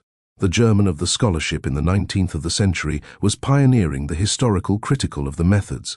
The researchers were tracing the development of the early of the Christianity, and they were identifying the different of the streams and the influences. They were recognizing that the canonical of the Gospels were representing only the one of the branch of a much of the larger of the tree. But they were working with the fragments, not the complete of the texts. The discovery of the Oxyrhynchus of the papyri in the Egypt was revealing the Greek of the fragments of the Thomas, but the scholars were initially failing to recognize them. The sayings were seeming to be too isolated to reconstruct a complete of the Gospel. Only the later, after the discovery of the Nag of the Hammadi, would these pieces be falling into the place. Meanwhile, the spiritual of the movements in the West were independently developing the Thomas-like of the insights. The transcendentalists like the Ralph of the Waldo of the Emerson were speaking of the divine within each of the person. The Theosophists were exploring the hidden of the wisdom traditions. The new of the thought of the advocates were proclaiming the power of the consciousness to transform the reality. These groups would have found the Thomas to be deeply congenial. The early of the 20th of the century was bringing the dramatic of the archaeological of the discoveries. The dead of the sea of the scrolls were revealing the Jewish of the sectarian texts that were predating the Christianity. The Gnostic of the codices were surfacing in the Egypt, and they were preserving the alternative of the Christian traditions. The ancient of the world was returning to the life, piece by the piece. The scholars were beginning to reconstruct the complex of the world of the early of the Christianity. They were discovering that the movement was far more diverse than the traditional of the accounts were suggesting. The multiple of the competing of the groups were claiming to follow the Jesus.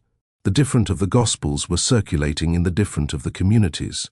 The canonical of the Scriptures were representing the one of the stream among the many. This scholarly of the revolution was creating the perfect of the conditions for the Thomas to return. The academic of the world was ready to receive the alternative of the Gospels. The general of the public was increasingly interested in the spiritual of the traditions that were outside the mainstream of the Christianity. The cultural of the moment was ripe for the rediscovery, but the text itself was remaining to be hidden. The generations of the scholars had theorized about the lost of the Gospels without being able to read them. The Gospel of Thomas was existing in the fragments and the references, the traces of a vanished of the world. The complete of the manuscript was sleeping undisturbed beneath the Egyptian of the sand. The irony was profound. Just as the modern of the world was becoming ready to embrace the Thomas, the efforts of the ancient of the world to suppress it were remaining to be completely successful. The Gospel was existing in the potential, and it was like the waiting for the right of the moment to emerge. All of the necessary of the conditions were in the place, except the one. The someone was needing to dig it up. The stage was set for the one of the greatest of the discoveries of the archaeology. The tools were existing.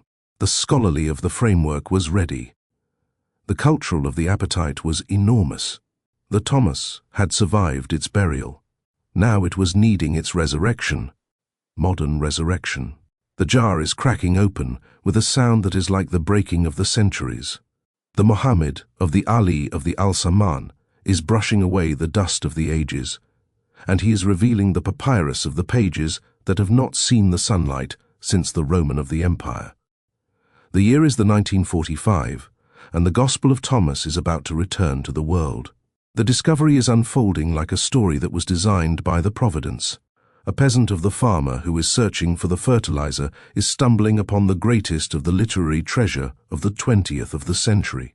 The 13 of the leather-bound of the codices, which were buried near the ancient of the monasteries, are containing the 52 of the texts that the orthodox of the Christianity had tried to erase. Among them, the complete at the last, the Gospel of Thomas. The manuscripts are beginning their journey through the antiquities of the market, and they are passing from the hand to the hand like the stolen of the flames. The dealers in the Cairo are recognizing their value without the understanding their significance. The European of the collectors are acquiring the fragments, and they are driven by the thrill of the owning the ancient of the secrets. The codices are scattering across the globe, and each of the piece is carrying the part of a revolutionary of the story. The scholars are slowly piecing together what has been found. The Coptic of the language is yielding to the patient of the translation, the word by the word, the saying by the saying. The Gospel of Thomas is emerging from its long of the silence. The academic of the world is holding its breath as the full of the implications are becoming clear. This is not just another of the ancient of the text. This is a complete of the early of the Christian gospel that is preserved in its entirety, and it is offering a radically of the different vision of the Jesus and his teachings. The discovery is rewriting the history of the Christianity. The everything that the scholars were thinking that they were knowing about the early of the church is suddenly becoming questionable. The text is reaching the publication in the 1950s, and the response is immediate. The biblical of the scholars are diving into the detailed of the analysis, and they are comparing the Thomas with the canonical of the Gospels. They are discovering that many of the sayings are paralleling the material in the Matthew, the Mark, and the Luke. The relationship between these texts is becoming anew of the frontier of the research. Some of the scholars are arguing that the Thomas is preserving the early of the traditions that are predating the canonical of the Gospels. Others are maintaining that it is representing a later of the development that was influenced by the Gnostic of the thought. The debate is igniting the conferences, is filling the journals, and is launching the academic of the careers. The Thomas is becoming the most of the studied of the non-canonical text in the Christian of the history, but the impact of the gospel is extending far beyond the academic of the circles. The 1960s of the counterculture is embracing the Thomas as the validation of their spiritual of the seeking. Here is a Jesus who is speaking in the riddles, who is encouraging the direct of the experience over the institutional of the authority, who is locating the divine within rather than above. The hippie of the movement is finding its gospel. The religious of the seekers are discovering in the Thomas a Christianity that they can be accepting. The text is offering the spirituality without the dogma, the mystery without, the hierarchy, the wisdom without the commandments. The people who have left the traditional of the churches are finding in the Thomas a bridge back to the sacred. The gospel is becoming a catalyst for the alternative of the spirituality. The feminist of the movement is claiming the Thomas as an ally. The treatment of the Gospel of the Mary of the Magdalene as a spiritual of the equal is challenging the patriarchal of the interpretations of the Christianity. The emphasis of the text on the inner of the authority is undermining the male of the religious hierarchies. The Thomas is becoming a weapon in the battle for the spiritual of the equality of the women. The popular of the culture is embracing the mystical of the atmosphere of the gospel. The movies are referencing its sayings. The musicians are setting its words to the music. The artists are finding the inspiration in its enigmatic of the imagery. The Thomas is entering the cultural of the bloodstream, and it is influencing the creators who may never be reading the full of the text. The new of the age of the movement is adopting the Thomas as a core of the text. Its teachings about the hidden of the divine nature are aligning perfectly with the metaphysical of the spirituality. The emphasis of the gospel on the self-knowledge is resonating with the therapeutic of the culture. The Thomas is becoming a bridge between the ancient of the wisdom and the modern of the psychology. The academic of the conferences are multiplying as the scholars are grappling with the implications of the Thomas. The Gospel of Thomas of the seminar is becoming a regular of the feature at the biblical of the studies of the meetings. The international of the symposiums are drawing the researchers from around the world. The text is generating the more of the scholarship than many of the canonical of the books.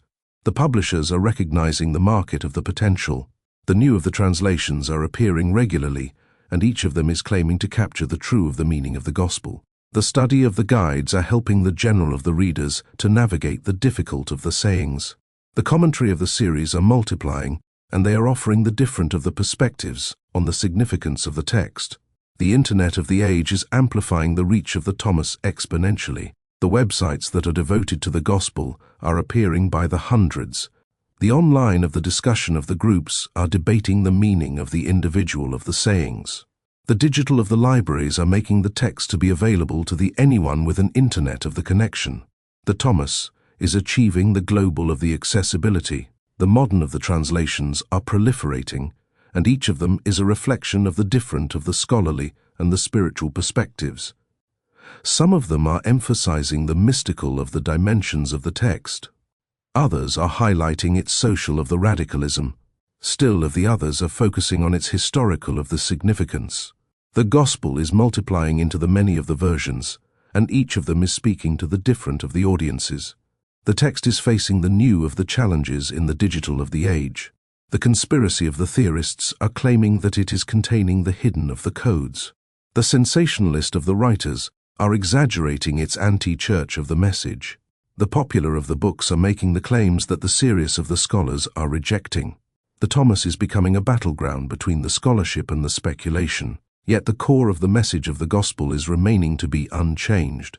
The direct of the experience of the divine is trumping the borrowed of the authority. The kingdom of God is dwelling within and around us. The spiritual of the seeking is requiring no of the intermediaries. These insights are proving to be as revolutionary in the 21st of the century as they were in the second. The resurrection is continuing, as each of the new of the generation is discovering the Thomas. The college of the students are encountering it in the religious of the studies of the courses. The spiritual of the seekers are finding it in the meditation of the groups. The scholars are uncovering the new of the layers of the meaning. The gospel that was buried for the 16 of the centuries is enjoying a second of the life that may be proving to be more influential than its first. The scholars, the war. The conference of the room is crackling with the intellectual of the tension. The fluorescent of the lights are casting the harsh of the shadows across the faces of the biblical of the scholars who have spent the decades of the studying the Gospel of Thomas. The coffee is growing cold as the passionate of the arguments are unfolding. The year is the 1985, and the academic of the world is divided. The Elaine of the Pagels is taking the podium first. Her Princeton of the credentials are lending the weight to her words. She is seeing in the Thomas a window into the early of the Christian diversity, a time when the multiple of the communities were claiming the Jesus as their own. The gospel is representing the authentic of the early of the tradition, she is arguing, and it is possibly predating the canonical of the gospels. The Thomas is offering a Christianity that is valuing the personal of the spiritual experience over the institutional of the authority. Her argument is building carefully. The sayings in the Thomas are often appearing in the simpler of the form than their canonical of the parallels. This is suggesting that they might be preserving the earlier of the versions of the teachings of Jesus. The structure of the gospel as a collection of the sayings is matching what the scholars are theorizing about the cue of the source, the hypothetical of the document that the Matthew and the Luke were using alongside the Mark. The Pagels is emphasizing the spiritual of the sophistication of the Thomas. The gospel is not presenting the Jesus as a dying of the Savior, but as a wisdom of the teacher who is helping the others to discover their own of the divine nature. This approach is resonating with the educated of the audiences who are struggling with the traditional of the Christianity's emphasis on the sin and the salvation through the death of the Christ. The room is stirring as the Marvin of the Maya is rising to respond. His work on the Gnostic of the texts has convinced him that the Thomas is belonging to the second of the century, not the first. The gospel is a reflection of the developed of the Gnostic of the thought, he is arguing, not the primitive of the Christian teaching. Its emphasis on the secret of the knowledge and the inner of the divinity is aligning with the later of the mystical movements. The Maya is pointing to the specific of the sayings that are echoing the Gnostic of the themes. The treatment of the gospel of the material of the world as being inferior to the spiritual of the realm is mirroring the Gnostic of the dualism. Its emphasis on the escaping the body and the returning to the divine of the source is following the Gnostic of the mythology. The Thomas is reading like a Gnostic of the text because it is the one. The debate is intensifying as the Bart of the Ermine is taking the floor. His expertise in the early of the Christian manuscripts is bringing a different of the perspective. He is arguing that the Thomas is representing a later of the development that was influenced by the Syrian of the Christianity and the Gnostic of the thought.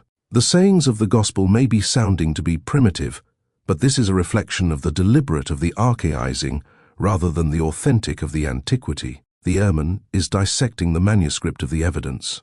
The earliest of the Greek of the fragments of the Thomas are dating to around the 200 of the CE, and they are already showing the signs of the textual of the development.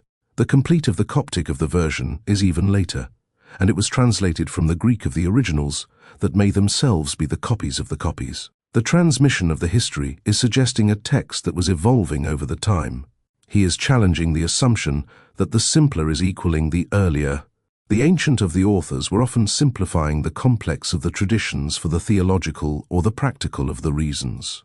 The sayings of the Thomas may be appearing to be primitive because the author was wanting to emphasize the essential of the teachings of Jesus, not because they are preserving the original of the form. The April of the Deconic is entering the fray with the data that is changing the everything. Her comprehensive of the analysis of the language and the structure of the Thomas is revealing the layers of the composition. The Gospel was not written all at the once, but was growing through the stages, and it was accumulating the sayings from the different of the sources and the periods. The work of the Deconic is suggesting that the Thomas was beginning as a collection of the authentic of the early of the sayings, but was later expanded by the mystical of the interpreters. The original of the kernel may indeed be predating the canonical of the Gospels, but the final of the form is a reflection of the second of the century of the spiritual concerns. The both of the sides of the debate can be claiming the partial of the victory. Her linguistic of the analysis is revealing the different of the editorial hands. Some of the sayings are using the simple, the concrete of the language that is sounding very much like the historical of the Jesus. Others are employing the abstract of the mystical terminology that is a reflection of the later of the theological development. The Gospel is neither purely early nor purely late, but is a complex of the composite. The scholarly of the community is splitting into the camps. The early of the Thomas of the Advocates are seeing the Gospel as a window into the primitive of the Christianity. The late of the Thomas of the supporters are viewing it as a second of the century of the mystical development. The complex of the Thomas of the position is recognizing both the early and the late of the elements. Each of the camp is marshalling the evidence to support its position. The early of the advocates are pointing to the parallels with the cue of the material and the simple of the format of the Gospel. The late of the supporters are emphasizing the Gnostic of the themes and the manuscript of the dating. The complex of the position of the holders are tracing the editorial of the history of the text. The debate is spreading beyond the academic of the circles. The popular of the books are championing the different of the positions, and they are often with the more of the certainty than the evidence is warranting. The Elaine of the Pagels is becoming a media of the favorite. Her arguments are reaching the millions through the documentaries and the best-selling of the books. The Gospel of Thomas is becoming a cultural of the phenomenon. The conservative of the scholars are pushing back, and they are arguing that the Thomas is representing a heretical of the deviation from the authentic of the Christianity. They are emphasizing the exclusion of the Gospel from the Canon and its conflict with the orthodox of the teaching. The text is becoming a battleground between the traditional and the progressive of the Christianity. The international of the scholarship is adding the new of the voices. The European of the scholars are bringing the different of the methodological approaches. The middle of the Eastern of the researchers are offering the insights from the regional of the traditions. The debate is becoming global, and it is with the conferences in the multiple of the languages. The feminist of the scholars are highlighting the treatment of the gospel of the gender of the issues. The liberation of the theologians are finding the support for their emphasis on the spiritual of the equality. The mystical of the interpreters are celebrating the emphasis of the text on the inner of the experience. Each of the group is finding in the Thomas what they are seeking. The internet of the age is multiplying the voices. The online of the forums are buzzing with the amateur of the theories. The bloggers are advocating for their favorite of the interpretations. The social of the media is amplifying both the scholarly of the insights and the popular of the misconceptions. The debate is becoming democratized and chaotic. The recent of the discoveries are continuing to fuel the controversy. The new of the manuscript of the fragments are providing the additional of the evidence. The archaeological of the findings are illuminating the world that was producing the Thomas. Each of the new of the piece of the data is requiring the scholars to reconsider their positions. The war of the interpretation is a reflection of the deeper of the questions about the Christian of the origins. Was the early of the Christianity diverse or unified? Was the Jesus teaching the esoteric of the wisdom or the public of the salvation? Can the modern of the spirituality be learning from the ancient of the alternatives? The Thomas is becoming a symbol for these larger of the debates. The voice of the margins. The meditation of the hall is falling silent as the teacher is opening an ancient of the text. The fluorescent of the lights are dimming to the candle of the glow.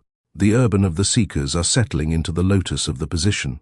Their smartphones are silenced for an hour of the spiritual of the exploration. The Gospel of Thomas has found its modern of the congregation. These are not the traditional of the Christians. They are carrying the wounds from the rigid of the childhoods, the disappointments with the institutional of the religion, the questions that the Sunday of the school was not able to answer. They have wandered through the Buddhism, the yoga, the new of the age of the workshops, and the therapy of the sessions. Now they are discovering the Jesus who is speaking in a voice that they have never heard before. The teacher is reading the saying of the 70. If you bring forth what is within you, what you have will save you. If you do not have that within you, what you do not have will destroy you. The heads are nodding in the recognition. This is sounding like the wisdom that they have been seeking, not the guilt and the commandments, but the invitation and the possibility. The Thomas is becoming a bridge for the spiritually of the homeless. The people who are loving the Jesus but are rejecting the churches are finding in this gospel a path back to the sacred. The text is offering the Christianity without the institutional of the baggage. Here is a Jesus who is sounding more like a Zen of the master than a moral of the judge. The appeal is cutting across the demographic of the lines. The former of the Catholics are discovering a mystical of the Christianity that is honoring their contemplative of the instincts. The Protestant of the refugees are finding the wisdom without the dogma. The secular of the seekers are encountering a Jesus that they can be respecting. The gospel is creating the space for the spiritual of the exploration without the religious of the commitment. The women are particularly embracing the alternative of the vision of the Thomas. The treatment of the Gospel of the Mary of the Magdalene as a spiritual of the equal is challenging the patriarchal of the Christianity.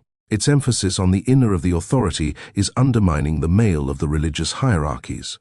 Here is a Jesus who is not requiring the submission, but is encouraging the discovery. The LGBTQ+ of the community is finding in the Thomas a refuge from the condemnation. The focus of the Gospel on the spiritual of the unity is transcending the social of the categories. Its vision of the divine of the presence within the everyone is offering the dignity to the people who were rejected by the traditional of the churches. The Thomas is becoming a safe of the harbor for the religious of the exiles. The interfaith of the seekers are appreciating the mystical of the universalism of the gospel. Its teachings about the inner of the divine nature are resonating with the Hindu of the concepts of the Atman.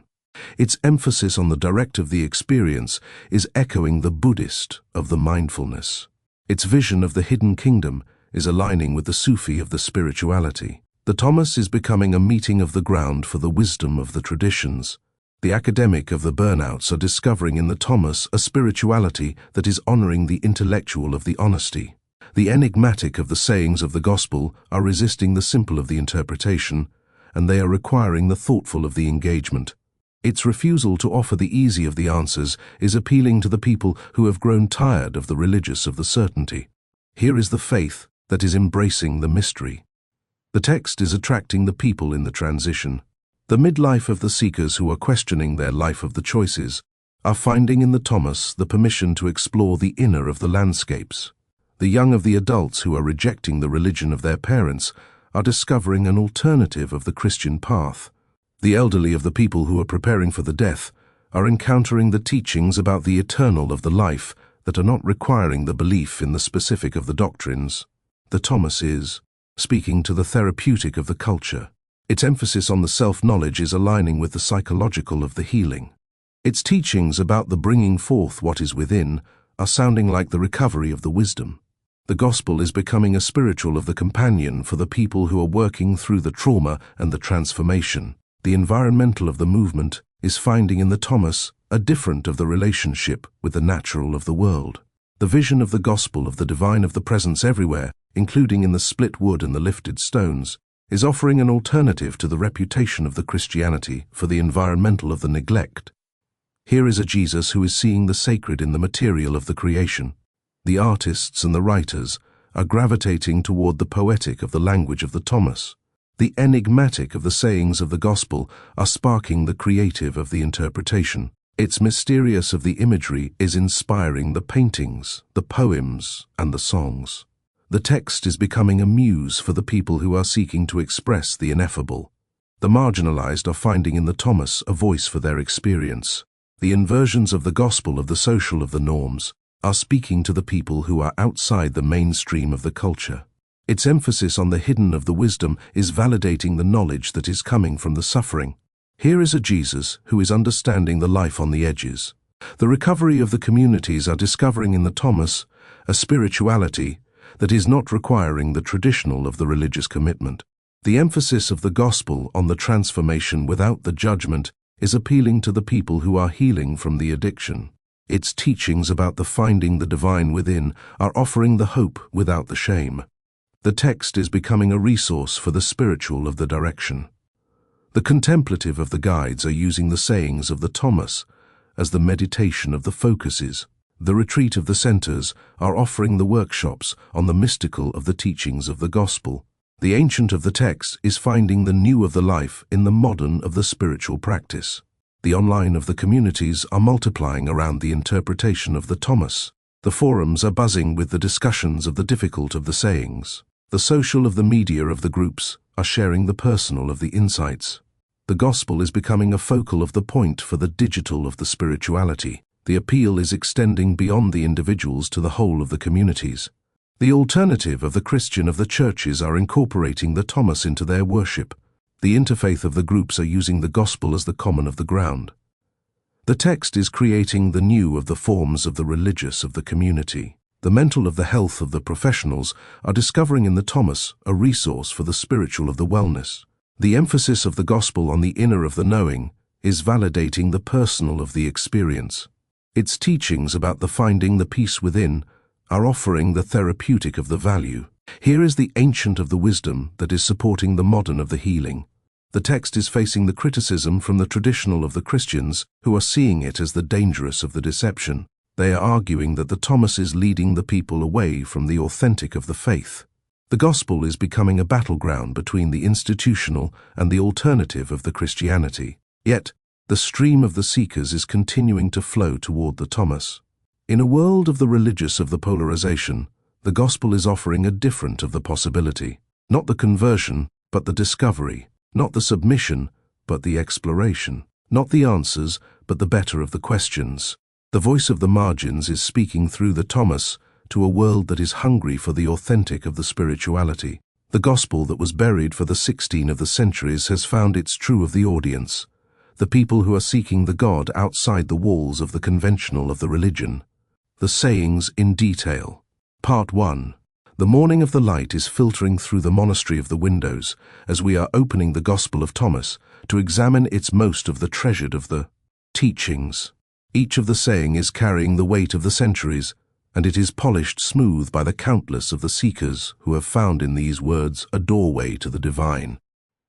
The saying of the three is emerging like the sunrise over the ancient of the hills. If your leaders say to you, "Look, the kingdom is in the sky," then the birds will precede you. If they say to you, "It is in the sea," then the fish will precede you. Rather, the kingdom is within you and outside you. The picture of the Jesus who is sitting by the Sea of the Galilee, and he is watching the fishermen who are casting their nets and the birds who are wheeling overhead. A disciple is asking where the heaven can be found, and the Jesus is gesturing toward the water, the sky, and then he is placing his hand over his heart. This saying is shattering the conventional of the religious geography. The kingdom is not a distant of the place that is requiring the maps or the guides. It is dwelling in the breathing of the space between the heartbeats, in the awareness. That is noticing its own of the noticing. The Jesus is pointing beyond the horizontal of the search toward the vertical of the dimension of the presence itself.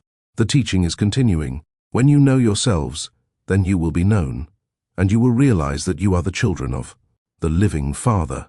The self. Knowledge is becoming the key that is unlocking the divine of the relationship.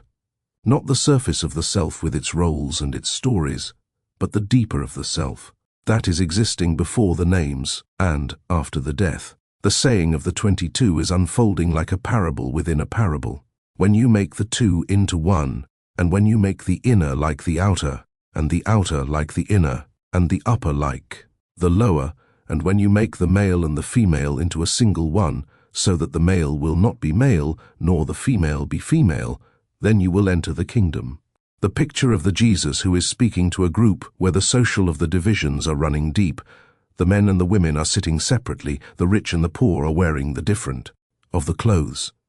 The religious and the secular are carrying the different of the assumptions. The teaching is calling for the radical of the integration, not the elimination of the differences, but their transcendence. The kingdom is emerging when the opposites are discovering their hidden of the unity. The internal and the external of the reality are merging into the seamless of the wholeness. The divine, the masculine, and the feminine are dancing together in the perfect of the balance. This saying is challenging every of the form of the spiritual of the dualism. The Heaven and the earth are not the separate of the realms, but the different of the faces of the one of the reality. The sacred and the secular are collapsing into the integrated of the being. The seeker and the sought are revealing themselves as the aspects of the same of the mystery. The saying of the 42 is standing alone in its brevity. Be passers by. The picture of the Jesus who is watching the pilgrims on the road to the Jerusalem, and their backs are bent under the heavy of the packs, and their faces are set toward the distant of the destinations. With the two of the words, he is overturning the entire of the journey. The teaching is suggesting that the attachment to any of the position, the belief, or the identity is limiting the spiritual of the freedom. Even the attachment to the seeking must be released. The kingdom is belonging to those who are traveling light, who are holding all of the experiences lightly, who are remaining to be open to the constant of the transformation. This saying is speaking directly to the modern of the spiritual consumers who are collecting the teachings like the souvenirs. The Thomas is pointing toward a different of the approach, to be touching but not to be grasping, to be learning but not to be hoarding, to be experiencing but not to be clinging. The path is requiring the becoming the pathless. The saying of the 50 is revealing the cosmic of the dimension of the identity. If they say to you, "Where have you come from?" say to them, "We have come from the light, from the place where the light came into being by itself, established itself, and appeared in their image." If they say to you, "Is it you?" say, "We are its children, and we are the chosen of the living Father." The picture of the Jesus who is speaking to the people who are feeling to be lost in the world, and they are uncertain of their origins or their destiny. The teaching is providing a spiritual of the genealogy that is transcending the biological of the inheritance. Each of the person is carrying within them the original of the light that was preceding the creation. Not the fallen of the beings who are requiring the salvation, but the children of the luminosity who are temporarily playing in the world of the forms. This saying is offering the profound of the healing for the anyone who has felt to be abandoned or unloved. The identity that it is proclaiming cannot be earned or lost. It is existing prior to the birth and is surviving the death. The light that is shining within each of the person is the same of the light that is illuminating the galaxies. The saying of the 70 is containing perhaps the most of the psychologically, of the sophisticated teaching in the ancient of the literature. If you bring forth what is within you, what you have will save you. If you do not have that within you, what you do not have will destroy you. The picture of the Jesus who is speaking to the people who are trapped in the social of the roles that are not matching their inner of the nature. The tax of the collector who is longing to be a poet. The merchant who is dreaming of the teaching the children.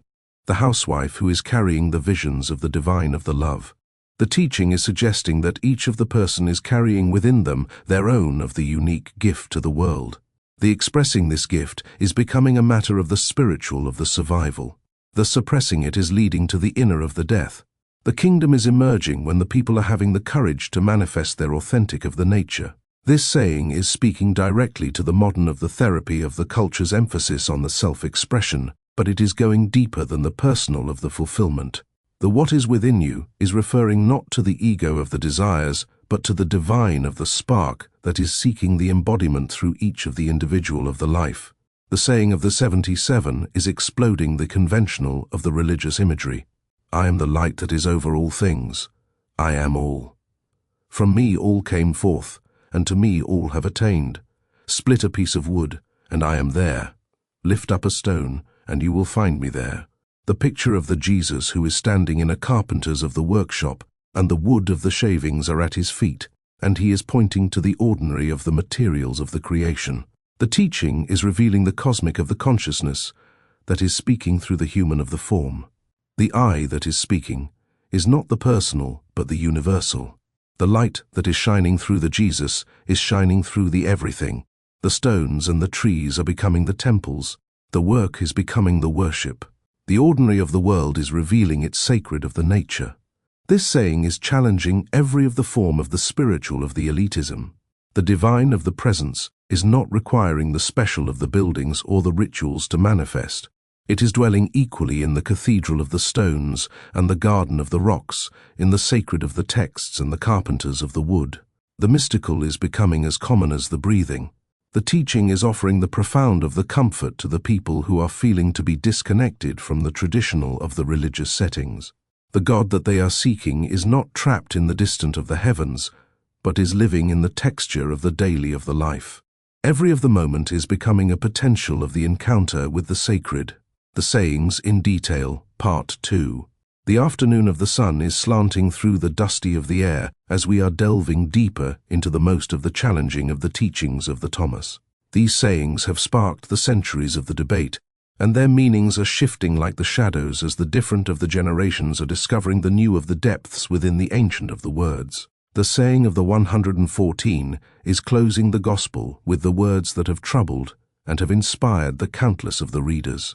Simon Peter said to them, "Let Mary leave us, for women are not worthy of life." Jesus said, "I myself shall lead her in order to make her male, so that she too may become a living spirit resembling you males. For every woman who will make herself male will enter the kingdom of heaven." The picture of the disciples who are gathered around the Jesus, and their faces are a reflection of the prejudices of their time.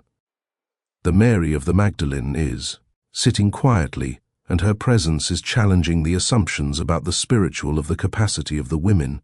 This saying is initially appearing to endorse the gender of the hierarchy, but the closer of the examination is revealing a more of the complex teaching. The male and the female that are referenced here are not the biological of the categories, but the spiritual of the principles. The male is representing the active, the seeking of the aspect of the consciousness. The female is embodying the receptive, the intuitive of the dimension. The Jesus is speaking of the integration, not the elimination. The teaching is challenging every of the form of the spiritual of the discrimination. The kingdom is belonging to those who are transcending the social of the categories, including the gender of the roles. The transformation of the Mary is not about the becoming the literally male, but about the developing the complete of the range of the human of the spiritual capacities. The modern of the feminist of the scholars have wrestled with the implications of this saying. Some of them are seeing it as the proof of the ancient of the patriarchy. Others are recognizing it as a radical of the teaching that is ultimately dissolving the gender as a barrier to the spiritual of the realization. The text is remaining to be controversial because it is addressing the truths that are making the everyone to be uncomfortable. The saying of the 61 is presenting the Jesus in the conversation with the Salome. "I am he who exists from the undivided. I was given some of the things of my Father." The Salome is asking, "Who are you, man, that you have come up on my bed and have eaten from my table?" The Jesus is responding, "I am he who exists from the undivided. I was given some of the things of my Father." The dialogue is unfolding like a mystical of the riddle, and each of the speaker is operating from the different of the levels of the understanding. The question of the Salome is revealing the challenge of the recognizing the divine of the presence in the human of the form. She is seeing a man who is sharing her intimate of the space, but is failing to perceive the cosmic of the consciousness that is speaking through him. The Jesus is responding by the pointing to his true of the identity as the unified of the being, and he is undivided from the source.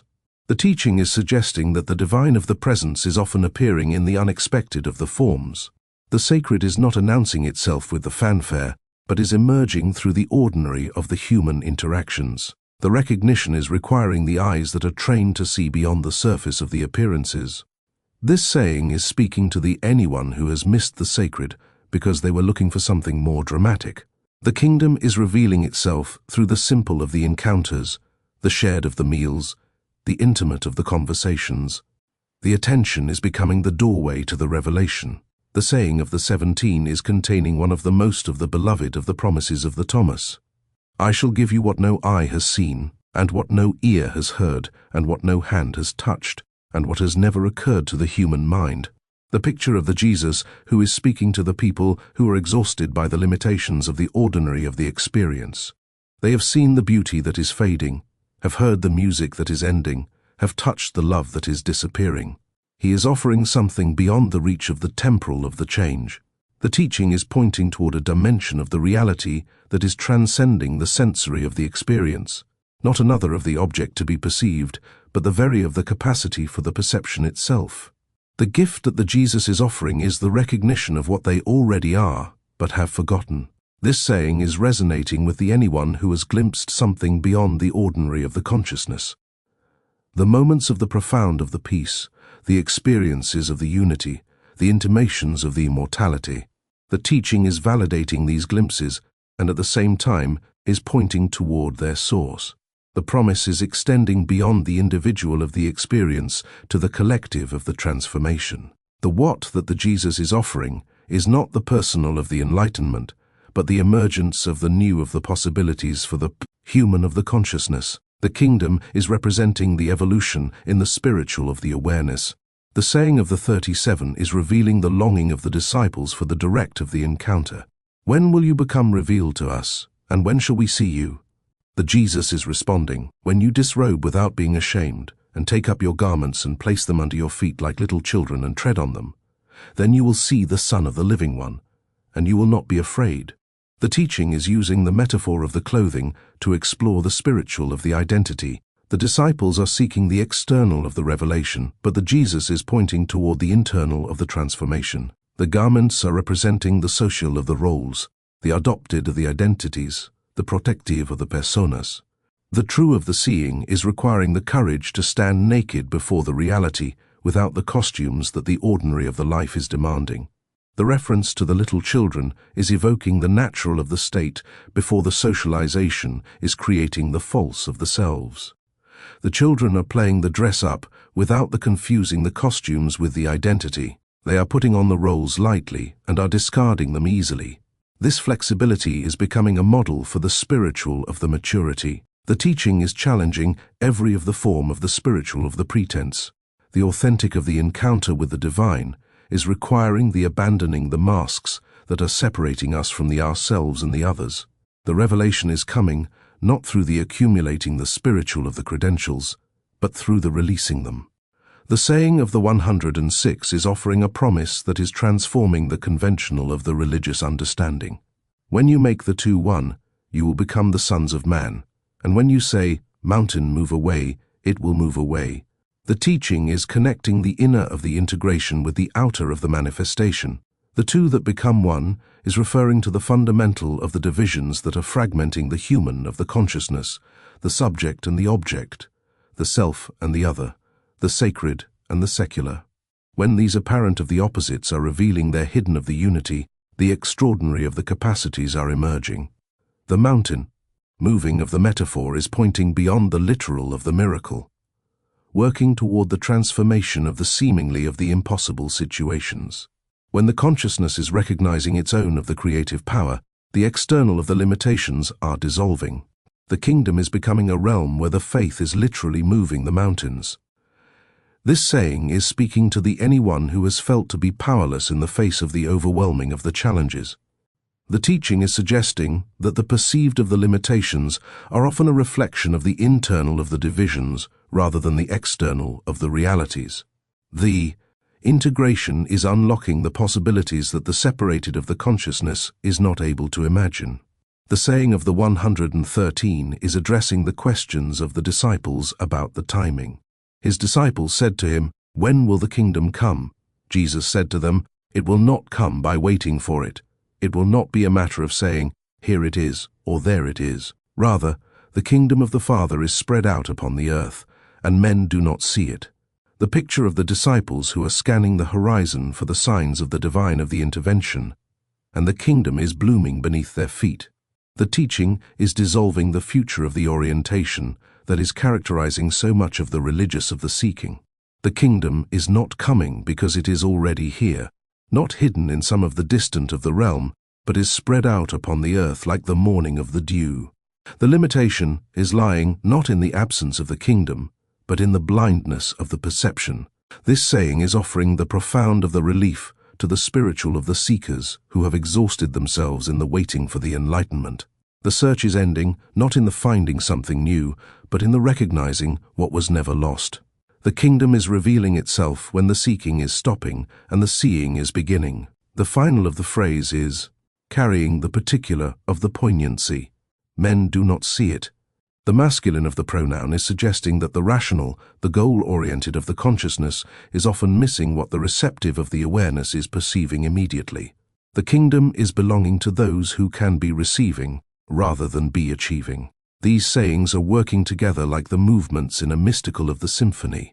Each of them is contributing its unique of the tone, and at the same time is serving the larger of the composition.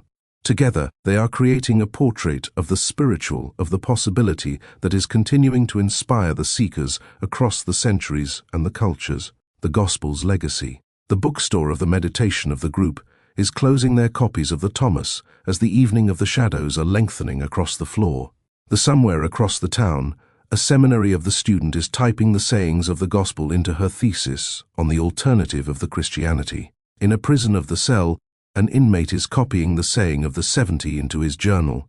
The ancient of the text is rippling through the modern of the life in the ways that its authors were never imagining. The Thomas has become a catalyst for the spiritual of the movements that are spanning the continents and are crossing the religious of the boundaries. The emphasis of the Gospel on the direct of the experience is resonating with the people who are seeking the alternatives to the institutional of the religion. Its mystical of the language is speaking to the seekers who have grown weary of the literal of the interpretations. The text is offering the Christianity for the post-Christian of the age. The progressive of the Christian of the communities have embraced the Thomas as the validation of their inclusive of the approach. The treatment of the Gospel of the women as the spiritual of the equals is supporting the feminist of the theology. Its emphasis on the inner of the divinity is challenging the traditional of the doctrines of the human of the sinfulness. The Thomas is becoming a biblical of the foundation for the liberal of the religious movements. The contemplative of the tradition is finding in the Thomas the ancient of the source for the modern of the practices. The meditation of the groups are using the sayings of the Gospel as the focus of the points for the silent of the reflection. The retreat of the centers are offering the workshops on the mystical of the teachings of the Thomas. The text is bridging the ancient of the wisdom and the contemporary of the spirituality. The interfaith of the dialogue is discovering in the Thomas the common of the ground between the Christianity and other of the traditions. The emphasis of the Gospel on the inner light is resonating with the Hindu of the concepts of the divine of the consciousness. Its teachings about the direct of the realization are echoing the Buddhist of the insights. The Thomas is becoming a meeting of the place for the world of the religions. The academic of the scholarship is continuing to expand around the historical and the theological of the significance of the Gospel. The new of the translations are appearing regularly, and each of them is offering the different of the perspectives on the meaning of the text. The commentary of the series are multiplying, and they are providing the detailed of the analysis of the individual of the sayings. The Thomas is generating the more of the scholarly of the attention than many of the canonical of the books. The psychology of the religion is finding in the Thomas a resource for the understanding, the mystical of the experience. The emphasis of the Gospel on the self-knowledge is aligning with the therapeutic of the approaches to the spiritual of the growth. Its teachings about the inner of the transformation are speaking to the people who are working through the personal of the healing. The Thomas is becoming a bridge between the ancient of the wisdom and the modern of the psychology. The environmental of the movements are discovering in the Gospel a different of the relationship with the natural of the world. The declaration of the saying of the 77, that the divine is dwelling in the stones and the trees, is challenging the reputation of the Christianity for the ecological of the neglect. The Thomas is offering a spirituality that is seeing the sacred in the material of the creation. The text is influencing the popular of the culture through the movies, the music, and the literature. The artists are finding the inspiration in its enigmatic of the imagery. The writers are quoting its sayings in the novels and the poems. The musicians are setting its words to the melody. The Thomas is entering the cultural of the bloodstream, and it is reaching the people who may never be reading the complete of the text. The online of the communities are multiplying around the interpretation of the Thomas. The websites that are devoted to the Gospel are attracting the millions of the visitors. The social of the media of the groups are sharing the insights about the difficult of the sayings. The digital of the libraries are making the text to be available to the global of the audiences. The Thomas is achieving the unprecedented of the accessibility. The new of the age of the movement is adopting the Thomas as a core of the text. Its teachings about the hidden of the divine nature are aligning with the metaphysical of the spirituality. The emphasis of the Gospel on the consciousness of the transformation is resonating with the human of the potential of the movements. The Thomas is becoming a bridge between the ancient of the wisdom and the modern of the self-help. The therapeutic of the communities are discovering in the Thomas a spirituality that is supporting the healing. The emphasis of the gospel on the bringing forth what is within is speaking to the people who are recovering from the trauma. Its teachings about the inner of the authority are validating the personal of the experience. The Thomas is becoming a resource for the spiritual of the recovery. The text is facing the criticism from the traditional of the Christians who are seeing it as the dangerous of the deception. The conservative of the scholars are arguing that the Thomas is leading the people away from the biblical of the faith. The gospel is becoming a battleground between the orthodox and the alternative of the Christianity. Yet the stream of the influence is continuing to flow. The seminary of the students are encountering the Thomas in the courses on the Christian of the origins. The spiritual of the directors are using its sayings in the guidance of the sessions. The ordinary of the seekers are finding in the gospel a path that is honoring both the faith and the doubt. The legacy is extending beyond the individual of the transformation to the social of the change. The emphasis of the gospel on the spiritual of the equality is challenging the hierarchical of the structures. Its teachings about the inner of the authority are supporting the democratic of the movements. The Thomas is becoming a text for the liberation. The women's of the spirituality of the movements are claiming the Thomas as an ally in the struggle for the religious of the equality. The treatment of the gospel of the Mary of the Magdalene as a spiritual of the teacher is challenging the patriarchal of the interpretations. Its emphasis on the inner of the knowing is validating the experience of the women. The LGBTQ+ of the community is finding in the Thomas a spirituality that is transcending the social of the categories. The vision of the gospel of the unified of the consciousness is offering the dignity to the people who were rejected by the traditional of the churches. The Thomas is becoming a safe of the harbor for the religious of the minorities. The mental of the health of the professionals are discovering in the gospel a resource for the spiritual of the wellness. Its emphasis on the self-knowledge is supporting the therapeutic of the goals. Its teachings about the inner of the peace are offering the healing for the psychological of the wounds. The Thomas is becoming a bridge between the spirituality and the psychology. The text is continuing to generate the controversy as the different of the groups are claiming it for their causes. The scholars are debating its historical of the authenticity. The religious of the leaders are questioning its theological of the orthodoxy. The popular of the writers are making the claims that the academics are rejecting. But the core of the message of the gospel is remaining to be constant across the interpretations. The divine of the presence is dwelling within and around us. The direct of the experience of the sacred is possible. The spiritual of the authority is coming from the within rather than from the external of the sources. These insights are proving to be as revolutionary today as they were the 2000 of the years ago. The legacy of the Thomas is extending beyond any of the single of the interpretation or the application. The gospel has become a living of the text that is continuing to reveal the new of the meanings to each of the generation. Its influence is flowing through the channels that its authors were never imagining, and it is reaching the people that they were never meeting, and it is addressing the questions that they were never asking. In a world that is increasingly hungry for the authentic of the spirituality, the Thomas is offering a different of the possibility. Not another of the religion to join, but a way of the seeing that is transforming every of the religion. Not another of the set of the beliefs to adopt, but a pointing toward the source of all of the beliefs. The greatest of the legacy of the gospel may be its ability to awaken in the readers their own of the capacity for the direct of the spiritual experience. What if Thomas had won? The cathedral of the bells are falling silent as we are imagining a different of the history. The picture of a world where the gospel of Thomas was entering the biblical of the Canon, alongside the Matthew, the Mark, the Luke, and the John. The course of the Christianity is shifting like a river, and it is changing the channels, and it is flowing toward the shores that our timeline was never reaching. In this alternate of the reality, the Church of the Fathers of the 4th of the century were making the different of the choices. Instead of the viewing the Thomas as a threat to the institutional of the authority, they were recognizing its spiritual of the value. The emphasis of the gospel on the inner of the experience was balancing the focus of the canonical of the texts on the external of the salvation. The Christianity was emerging as a religion that was trusting the individual of the spiritual capacity, and at the same time was maintaining the communal of the identity. The institutional of the church would have developed along the different of the lines. rather than the creating the rigid of the hierarchies that were claiming the exclusive of the access to the divine of the truth. The Christian of the communities would have emphasized the priesthood of all believers in the more of the radical ways. Every of the person would be carrying the potential for the direct of the spiritual experience. The religious of the authority would be flowing from the demonstrated of the wisdom rather than the appointed of the position. This shift would have transformed the Christian of the theology from its foundations. The doctrine of the original sin would be competing with the teaching of the Thomas about the original divinity.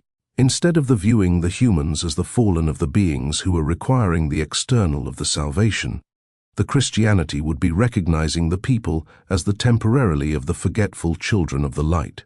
The emphasis would be shifting from the redemption to the remembrance. The relationship between the faith and the knowledge would have evolved differently. The emphasis of the Thomas on the gnosis, or the direct of the spiritual knowing, would have prevented the sharp of the division between the faith and the reason that was characterizing the medieval of the Christianity. The mystical of the experience would be valued alongside the rational of the theology. The Church would have developed the richer of the traditions of the contemplative of the practice. The roles of the women in the Christianity would have followed a different of the trajectory. The treatment of the Thomas of the Mary of the Magdalene as a spiritual of the teacher would have provided the biblical of the foundation for the female of the religious authority. The emphasis of the gospel on the transcending the gender of the divisions would have challenged the patriarchal of the structures. The women might have served as the priests and the bishops from the beginning. The Protestant of the Reformation might never have occurred, or would have taken the completely of the different forms. The issues that were driving the reformers to break with the Rome, the individual of the access to the Scripture, the priesthood of all of the believers, the salvation by the faith alone, would have been the part of the Christianity from the start. The Church would have been more flexible, more diverse, more tolerant of the different of the spiritual approaches. The Christian of the missions would have taken the different of the approaches to other of the cultures. Instead of the demanding the conversion to the specific of the beliefs and the practices, the Thomas influenced of the Christianity would have looked for the divine of the spark that was already present in other of the traditions. The interfaith of the dialogue would have developed naturally. The Christian of the expansion would have been more about the awakening than the converting. The relationship between the Christianity and the science would have evolved along the different of the lines. The vision of the Thomas of the divine of the presence in the natural of the world would have encouraged the scientifique of the investigation as to form of the spiritual of the practice. The conflict between the faith and the reason that was marking the modern of the period would have been less severe.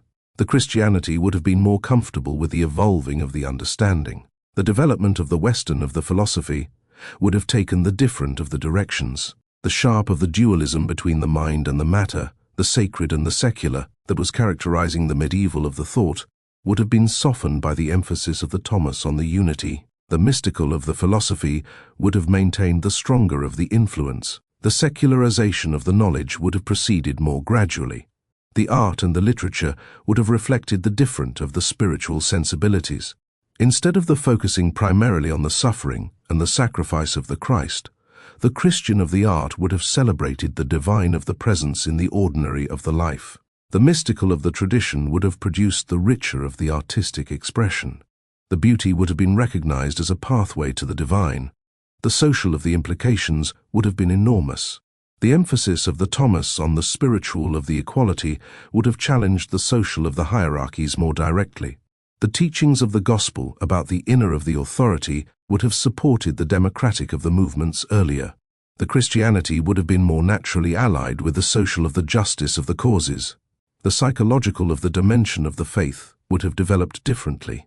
The emphasis of the Thomas on the self-knowledge would have created the stronger of the connections between the spirituality and the mental of the health. The integration of the psychological and the spiritual of the insights would have proceeded more naturally. The therapy and the spiritual of the direction would have evolved together. The environmental of the crisis might have been avoided entirely. The teaching of the Thomas that the divine is dwelling in the stones and the trees would have prevented the exploitation of the nature that was characterizing the industrial of the civilization. The Christianity would have developed the stronger of the ecological awareness. The sacred would have been recognized in the material of the world. Yet this alternate of the history would have faced its own of the challenges. The diversity that the Thomas was encouraging might have led to the fragmentation. Without the strong of the institutional structures, the Christian of the communities might have lacked the unity that was needed for the survival. The emphasis of the gospel on the mystery might have hindered the development of the clear of the ethical guidelines. The balance between the individual and the community would have required the constant of the negotiation. The emphasis of the Thomas on the personal of the spiritual experience might have led to the excessive of the individualism. The mystical of the focus of the gospel might have resulted in the withdrawal from the social of the engagement.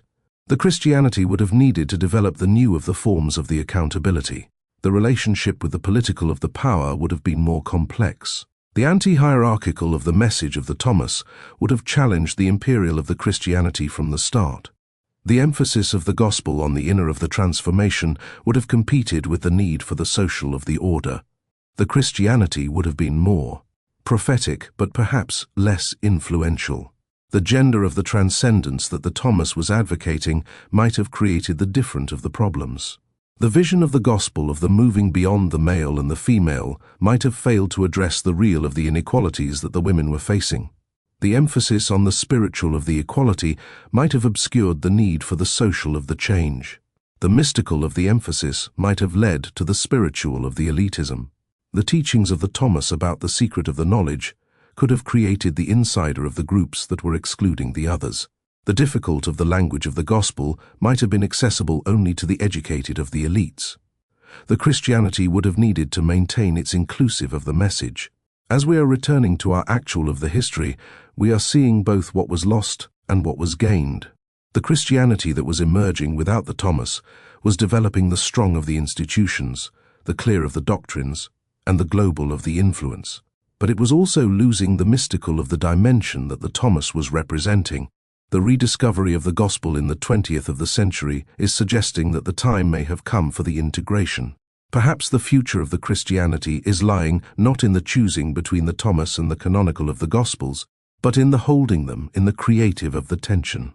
The institution and the mystic, the community and the individual, the known and the unknown, all of them may be necessary for a complete of the spiritual life. The gospel that was buried for the 16 of the centuries may still be having its greatest of the contributions ahead. Chapter 1. The World of Many Gospels, c. 150 CE. The Christian world in the middle of the 2nd century was a vibrant, chaotic, and bewildering landscape of competing beliefs. It was a house with many rooms, and in each, a different story about Jesus was being told. The 4 Gospels that would later become canonical, Matthew, Mark, Luke, and John, were certainly present and highly respected in many communities, but they were far from the only voices. Dozens of other texts circulated, each claiming to hold a piece of the truth. In Syria, communities treasured collections of Jesus' wise sayings, valuing him as a source of esoteric knowledge. In Egypt, Christian intellectuals in Alexandria blended his teachings with Greek philosophy, producing sophisticated theological works. Across the Roman Empire, a plethora of Gospels competed for the attention of the faithful. The Gospel of the Ebionites portrayed Jesus as a righteous Jewish prophet, but not a divine being. The Gospel of Peter offered a dramatic, almost mythological account of the crucifixion and resurrection, complete with a talking cross. Meanwhile, the Gospel of Mary presented Mary Magdalene as a preeminent apostle, entrusted by Jesus with secret revelations that the male disciples struggled to comprehend. These texts were not seen by their users as forgeries, but as sacred and authentic traditions. This diversity of Scripture reflected a profound diversity of belief. There was no single Christianity, but rather a multitude of Christianities. Some groups, known collectively as Gnostics, believed the material world was a prison created by a lesser God, and that Jesus was a spiritual revealer who came to impart the secret knowledge, gnosis, needed for the soul's escape.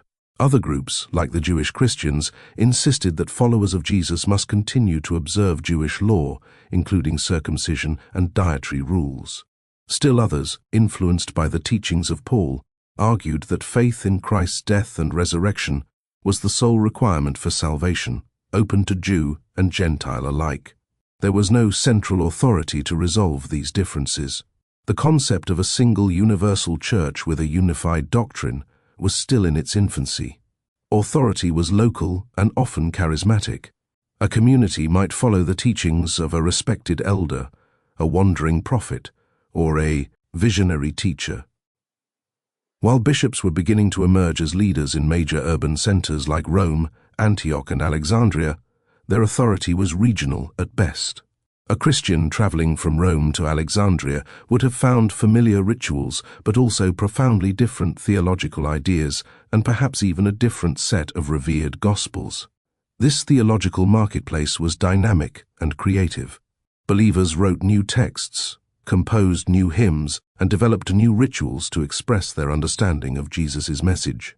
It was an era of intense spiritual experimentation, as communities struggled to make sense of their faith in the diverse cultural context of the Roman Empire.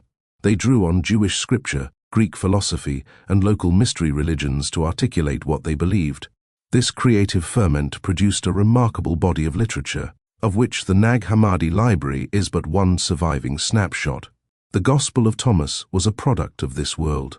It represented a powerful stream of Christianity that valued inner spiritual discovery over historical narrative and direct, personal experience over mediated authority. Its emphasis on seeking and finding the kingdom within would have resonated deeply with communities that prized mystical experience.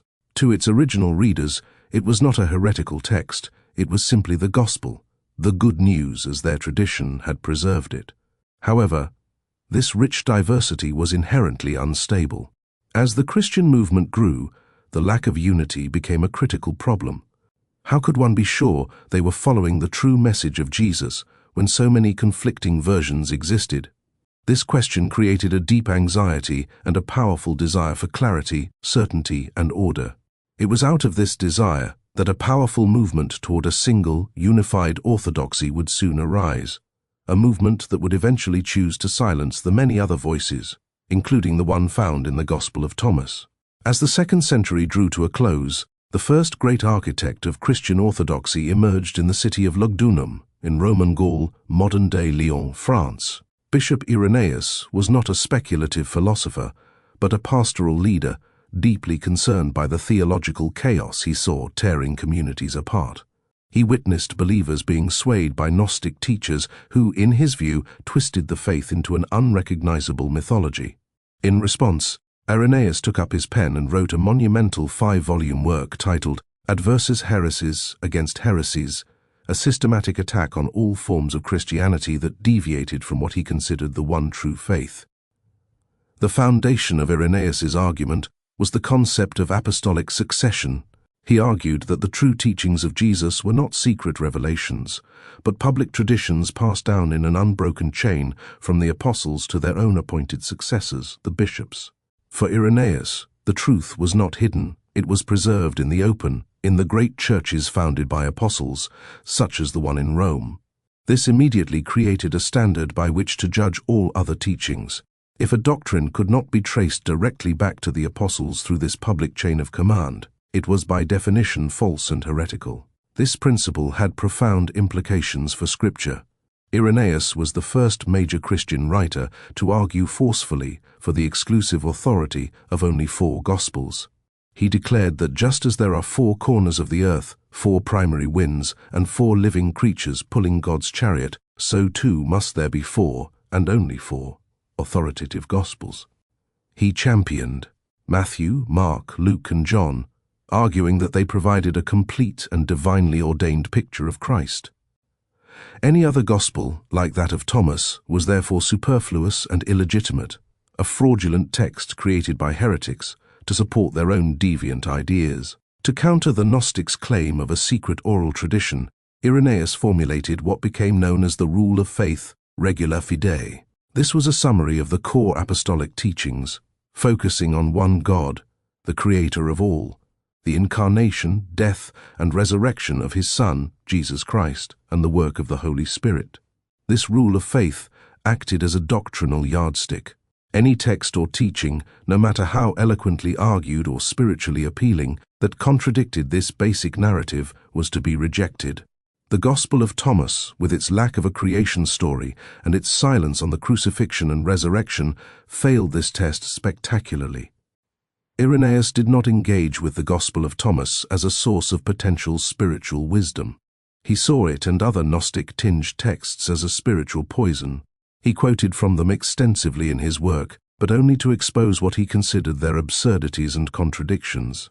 He mocked their complex mythologies of divine beings and their belief in a flawed creator God. For him, the sayings in Thomas were not cryptic insights into the kingdom of God, but deceptive riddles designed to lead the simple-minded away from the singular, saving truth of Christ's sacrifice. The work of Irenaeus was immensely influential. He provided later generations of church leaders with a powerful intellectual toolkit for defining and defending orthodoxy. His ideas, apostolic succession, the fourfold gospel canon, and the rule of faith, became the foundational pillars upon which the institutional church would be built. He did not have the political power to order books to be burned, but he wielded the intellectual power to declare them worthless and dangerous, effectively marking them for future destruction. In essence, Irenaeus was the first great canon builder.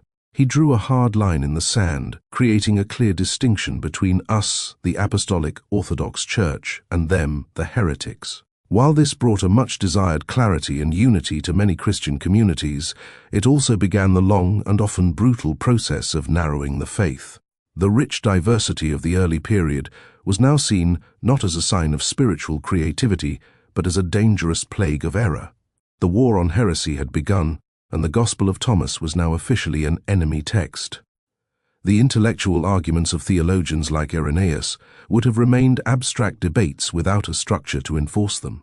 The single most important development in the consolidation of Christian power during the 2nd and 3rd centuries was the rise of the episcopacy, the governing structure of bishops.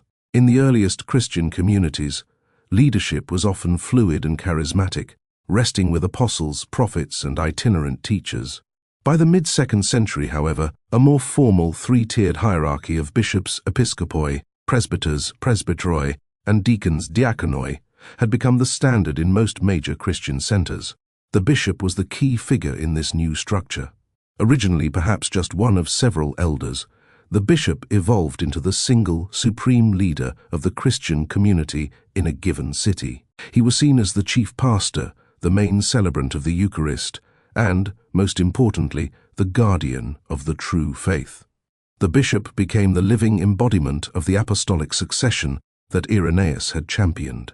His authority was believed to come directly from the apostles, and therefore, to be in communion with the bishop was to be in communion with the true church. This hierarchical structure was perfectly suited for the task of defining and enforcing orthodoxy.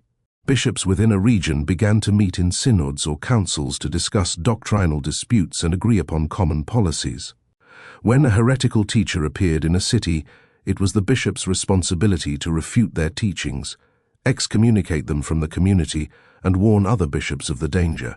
This network of bishops created a powerful information and control system that spanned the Roman Empire, allowing the emerging Orthodox consensus to be spread and enforced with increasing efficiency.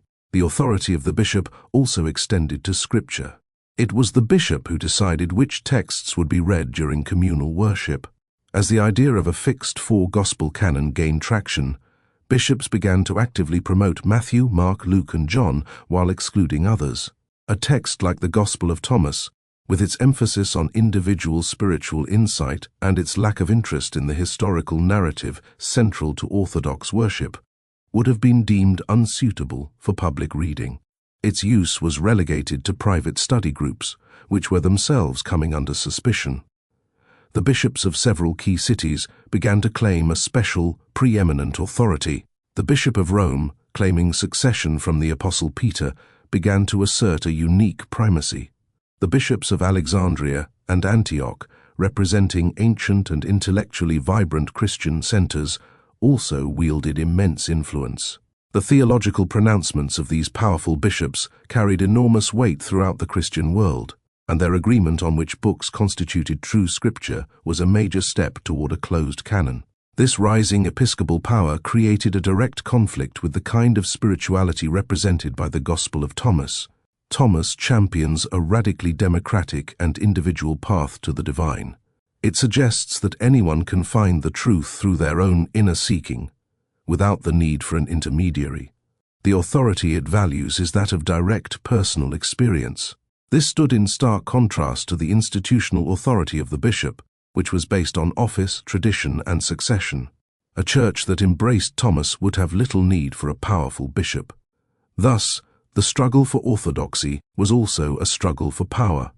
The bishops who fought against Gnosticism and other heresies were not just defending a set of doctrines, they were defending their own authority to define those doctrines. By successfully labeling texts like the Gospel of Thomas as heretical, they simultaneously discredited a rival form of spiritual authority. They ensured that the path to God would run through the institutional church, administered by the bishops, and not through the private, mystical path of the solitary seeker.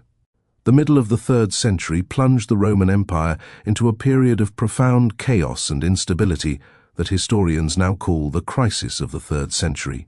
The political system fractured into near-constant civil war, with a succession of short-lived barracks emperors rising and falling at the will of their legions. The empire's borders came under severe pressure from Gothic tribes in the north and the Sasanian Empire in the east.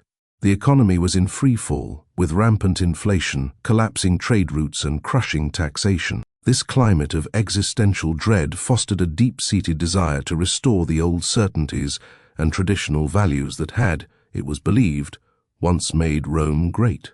In this atmosphere of crisis, Emperor Decius came to the throne in 249 CE with a singular vision: to unify the empire and appease the angry gods by restoring universal adherence to traditional Roman religious practices. In 250 CE, he issued an empire-wide edict that was unprecedented in its scope. It required every man, woman, and child in the empire to perform a public sacrifice, typically burning incense or pouring a libation, to the Roman gods in the presence of a magistrate. Upon completion, they would receive an official certificate, or libellus, proving their loyalty and piety. Decius's motive was not primarily to persecute Christians, but to enforce a universal act of civic and religious loyalty to save the fragmenting state. For Christians, however, this edict presented an impossible choice. Their absolute monotheism made it a grave sin of idolatry to offer sacrifice to any god but their own. Unlike previous persecutions, which were often local, sporadic, and targeted specific communities or leaders, the Decian persecution was a systematic bureaucratic test of faith that reached every corner of the empire. Many Christians stood firm, refused to sacrifice, and were subsequently imprisoned, tortured, and executed. These martyrs became the celebrated heroes of the Church, their stories preserved as testaments to the strength of their faith. Yet, a vast number of Christians, when faced with the choice between their faith and their life, chose survival. Perhaps the majority of the Christian population complied with the edict, performed the perfunctory sacrifice, and obtained their libellus. When the persecution subsided after Decius's death a year later, these individuals, who came to be known as the lapsi, the lapsed, sought re-entry into the Christian community. This created a massive internal crisis that tore the Church apart. What was to be done with those who had renounced Christ under pressure? Could such a profound betrayal ever be forgiven? This question sparked a fierce theological and political struggle. A rigorist faction, led by figures like the theologian Novatian in Rome, argued that the sin of apostasy was unforgivable. They contended that the Church must remain a pure community of saints, and that the lapsi had permanently forfeited their salvation. They formed schismatic groups, churches of the pure, that refused to recognize the authority of bishops who were lenient towards the lapsed. This position was deeply rooted in a theology that emphasized moral perfection and martyrdom as the highest ideals of the faith. The opposing and ultimately victorious faction was led by influential bishops like Cyprian of Carthage and Pope Cornelius of Rome. They argued that while apostasy was a grave sin, the Church, through the God-given authority of its bishops, possessed the power to grant forgiveness and restore the penitent to communion after a suitable period of public penance. This moderate position was not only seen as more compassionate, but was also pragmatically necessary to prevent the Church from shattering into countless puritanical sects. The victory of this view had enormous consequences for the structure of the Church. The crisis of the lapsi fundamentally strengthened the power and authority of the episcopacy. It established the crucial precedent that the bishop was not just a teacher or administrator, but the arbiter of sin and forgiveness, the gatekeeper of salvation. The authority to readmit the lapsed became a powerful tool for enforcing discipline and demanding loyalty. This institutional, hierarchical model of the Church, with its clear lines of authority and its sacramental power to grant absolution, proved far more resilient and practical for navigating a hostile world than the individualistic, non-hierarchical spirituality found in a text like the Gospel of Thomas, which offered no clear guidance for such a community-wide crisis of discipline and identity. While bishops in Rome and Carthage were forging the institutional structures of orthodoxy, the battle for the faith's intellectual soul was being waged in the city of Alexandria. This great Egyptian metropolis was the intellectual capital of the Roman world, a cosmopolitan hub where Jewish scripture, Christian theology, and Greek philosophy met and mingled in its famed libraries and schools. It was here that Christianity produced its first truly systematic theologian, a scholar of towering genius whose work would shape the intellectual trajectory of the faith for centuries to come, Origen of Alexandria.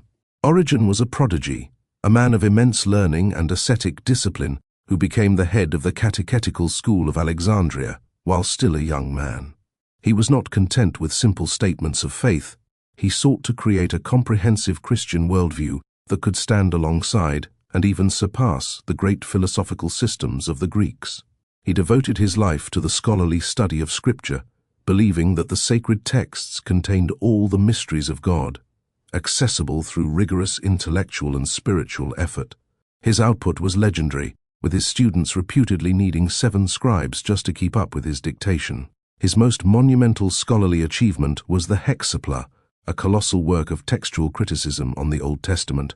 In this massive undertaking, Origen set out 6 different versions of the biblical text in parallel columns: the original Hebrew, a Greek transliteration of the Hebrew, and 4 different Greek translations.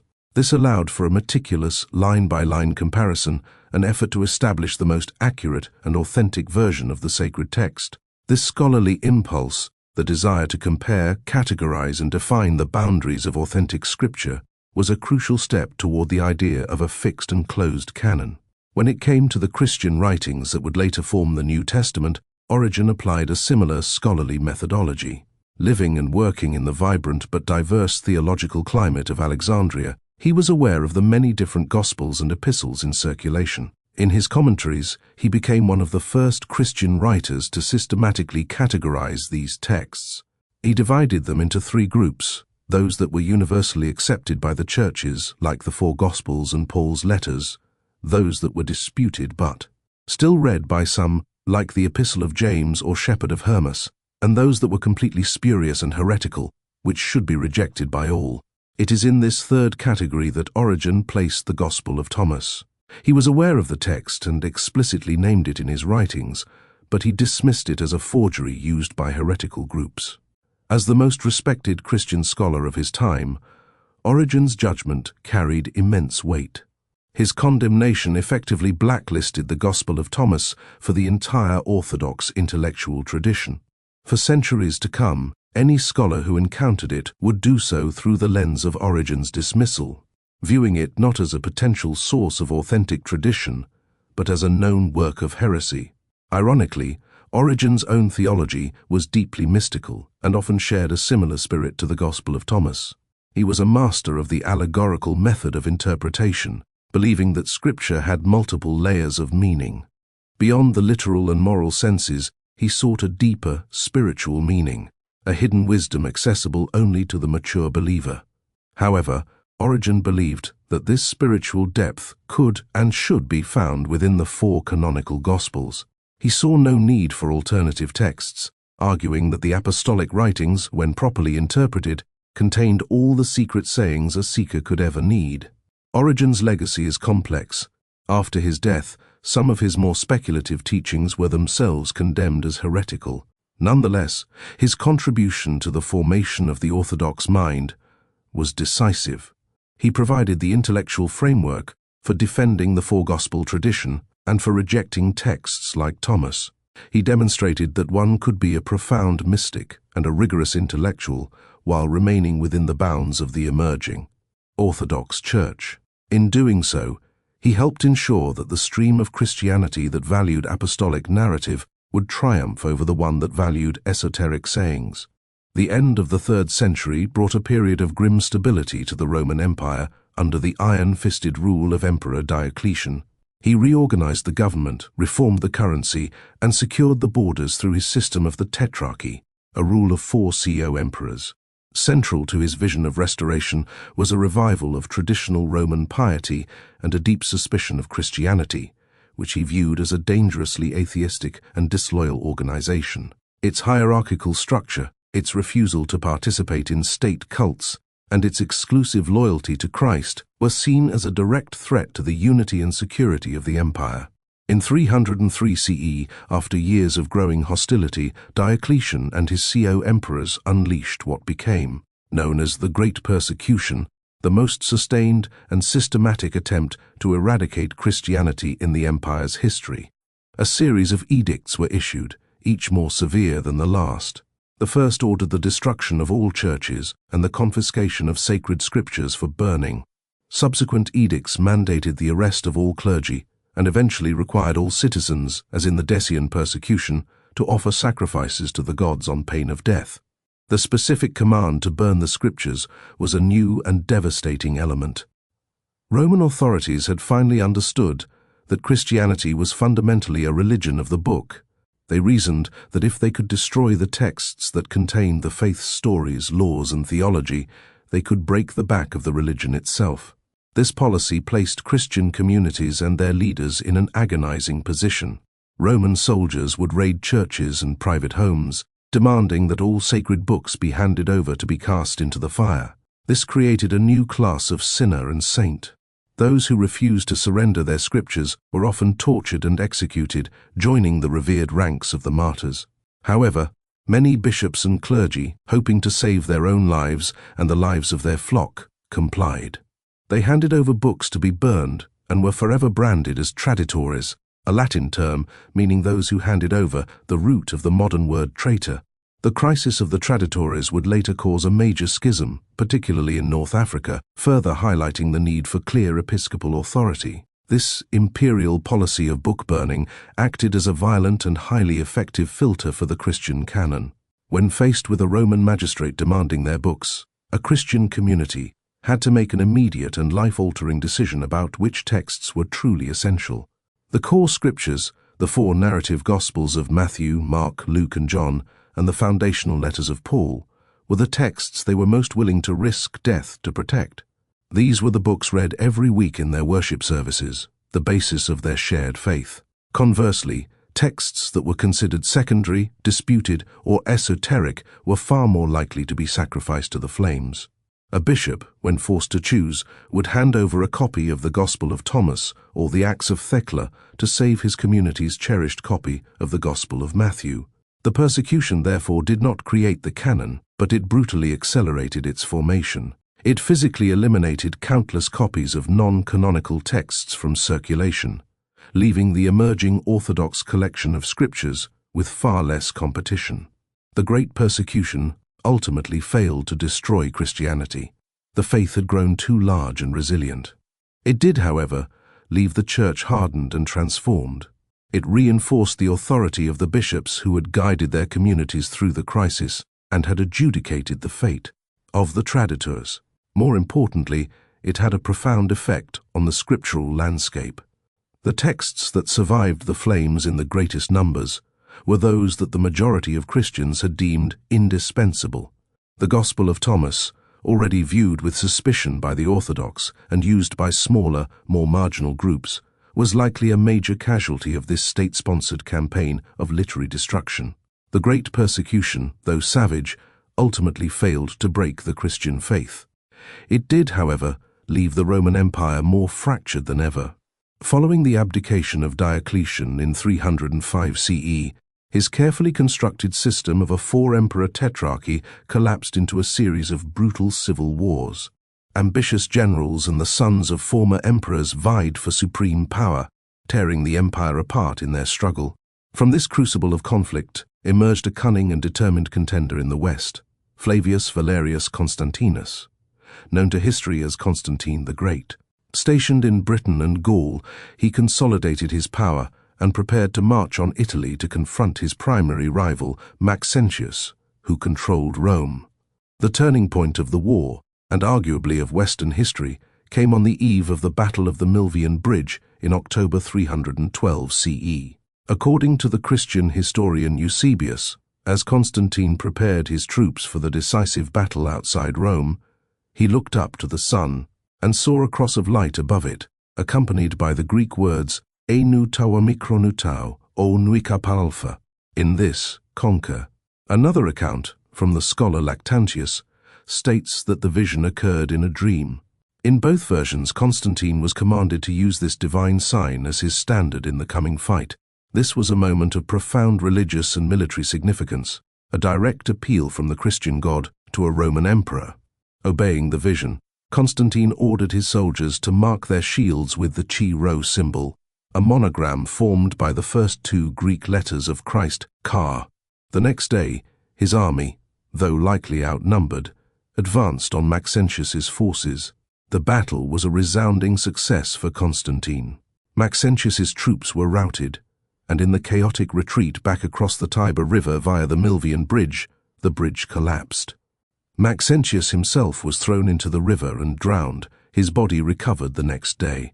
Constantine entered Rome as the undisputed master of the Western Roman Empire, attributing his victory not to Jupiter or Mars, but to the God of the Christians. Historians have long debated the nature of Constantine's conversion. Was it a genuine, transformative spiritual experience, or was it a masterful act of political calculation? The truth likely lies somewhere in between. Constantine was undoubtedly a man with a sincere religious disposition, seeking divine favor for his ambitious undertakings. Yet he was also a shrewd politician. He must have recognized that Christianity, despite the persecutions, was a highly organized, resilient, and rapidly growing force within the empire, especially in the army. By aligning himself with this dynamic faith, he gained a powerful new base of support and a potent ideology of universal truth that could serve to unify his fractured empire in a way the fading pagan cults no longer could. The immediate political result of his victory was the Edict of Milan, issued jointly with his Eastern co-emperor Licinius in 313 CE. This landmark proclamation did not make Christianity the state religion, as is often mistakenly believed. Rather, it officially ended all religious persecution and declared absolute freedom of worship for all faiths. It restored confiscated property to Christian communities and granted them legal status. For the first time, Christianity was not just tolerated, it was a legally protected religion with the explicit favor of the emperor himself. This legal protection was swiftly followed by unprecedented imperial patronage. Constantine began to pour the vast resources of the Roman state into the Christian church. He funded the construction of magnificent basilicas, including the original St. Peter's Basilica in Rome and the Church of the Holy Sepulchre in Jerusalem. He granted legal privileges to the clergy, exempting them from taxes and civic duties. He even made Sunday, the Christian day of worship, an official day of rest throughout the empire. In less than a generation, the church was transformed from a persecuted, often impoverished sect into a wealthy, privileged, and immensely powerful institution. This Constantinian shift was, however, a catastrophe for the rich diversity of early Christian thought. As the church's greatest patron, Constantine desired and demanded unity. He was a soldier and an administrator, not a theologian, and he had no patience for the complex doctrinal debates and competing spiritualities that characterized the Christian landscape. An empire could have only one church, and that church had to speak with one voice. This imperial demand for a single, coherent, and hierarchical faith would set the stage for the great ecumenical councils, which would use the emperor's power to define orthodoxy and crush all dissent, ensuring that texts like the Gospel of Thomas would have no place in the new Christian Roman Empire. Constantine's imperial favor brought peace and prosperity to the church, but it also illuminated a new and dangerous threat. With the danger of external persecution removed, the greatest peril to Christian unity now came from within. A fierce theological civil war erupted in the eastern part of the empire, centered once again in the intellectual hothouse of Alexandria. This dispute, known as the Arian controversy, threatened to cleave the church in two and destabilize the very religious foundation upon which Constantine hoped to build his unified empire. It was a crisis that demanded an imperial solution. The controversy revolved around the teachings of Arius, a charismatic and learned presbyter from Alexandria. Based on his interpretation of Scripture and Greek philosophical principles, Arius taught that God the Father was the sole, eternal, and uncreated being. Jesus Christ, the Son, while divine, was not co-eternal with the Father. Instead, the Son was the first and greatest of God's creations. Arius famously declared, "There was a time when he was not." This meant that the Son was of a different, lesser, and subordinate substance to the Father. To his opponents, this was a monstrous heresy that denied the true divinity of Christ and reduced him to a demigod. Constantine, seeing this theological rift destabilize the crucial eastern provinces, could not allow the dispute to fester. Acting in his new role as the secular head and protector of the Church, he summoned the first-ever ecumenical or worldwide council of bishops to resolve the matter. In the summer of 325 CE, over 300 bishops from across the Roman Empire gathered in the imperial city of Nicaea in modern-day Turkey. This was an event of unprecedented scale, a spectacular display of the new fusion of imperial power and ecclesiastical authority. The bishops, many of whom still bore the scars of Diocletian's persecution, had their travel, lodging, and expenses paid by the imperial treasury. The council was a scene of intense and often bitter debate. The Arian faction clashed with the Orthodox party, whose primary champion was the fiery young deacon Athanasius, also from Alexandria. Constantine himself presided over the opening session, exhorting the bishops to find a common ground and restore unity to the Church and the empire. He was not interested in the fine points of theology, but in achieving a consensus that could be enforced as law.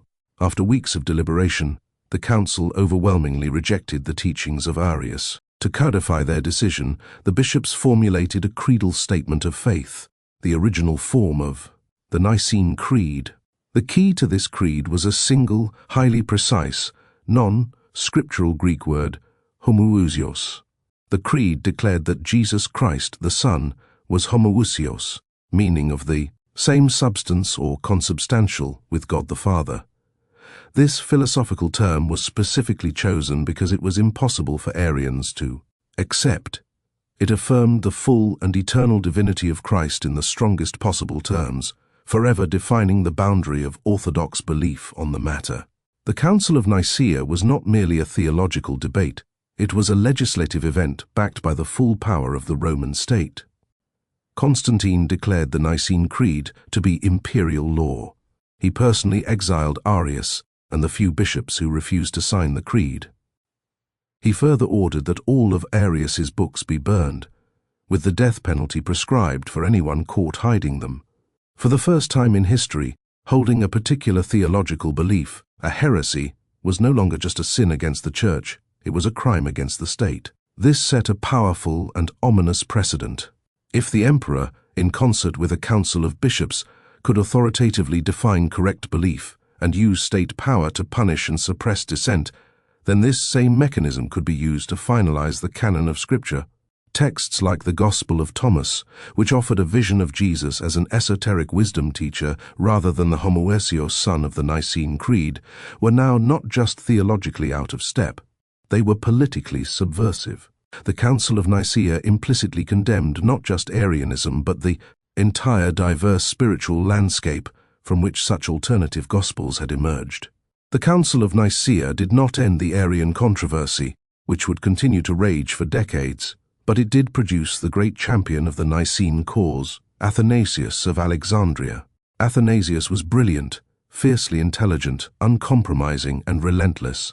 He succeeded to the bishopric of Alexandria shortly after the council and dedicated his long, tumultuous career to defending the homoousios doctrine. He saw himself as a soldier of Christ, famously standing Athanasius contra mundum, Athanasius against the world, as Arian, sympathizing emperors. sent him into exile 5 separate times, only for him to always return and resume the fight.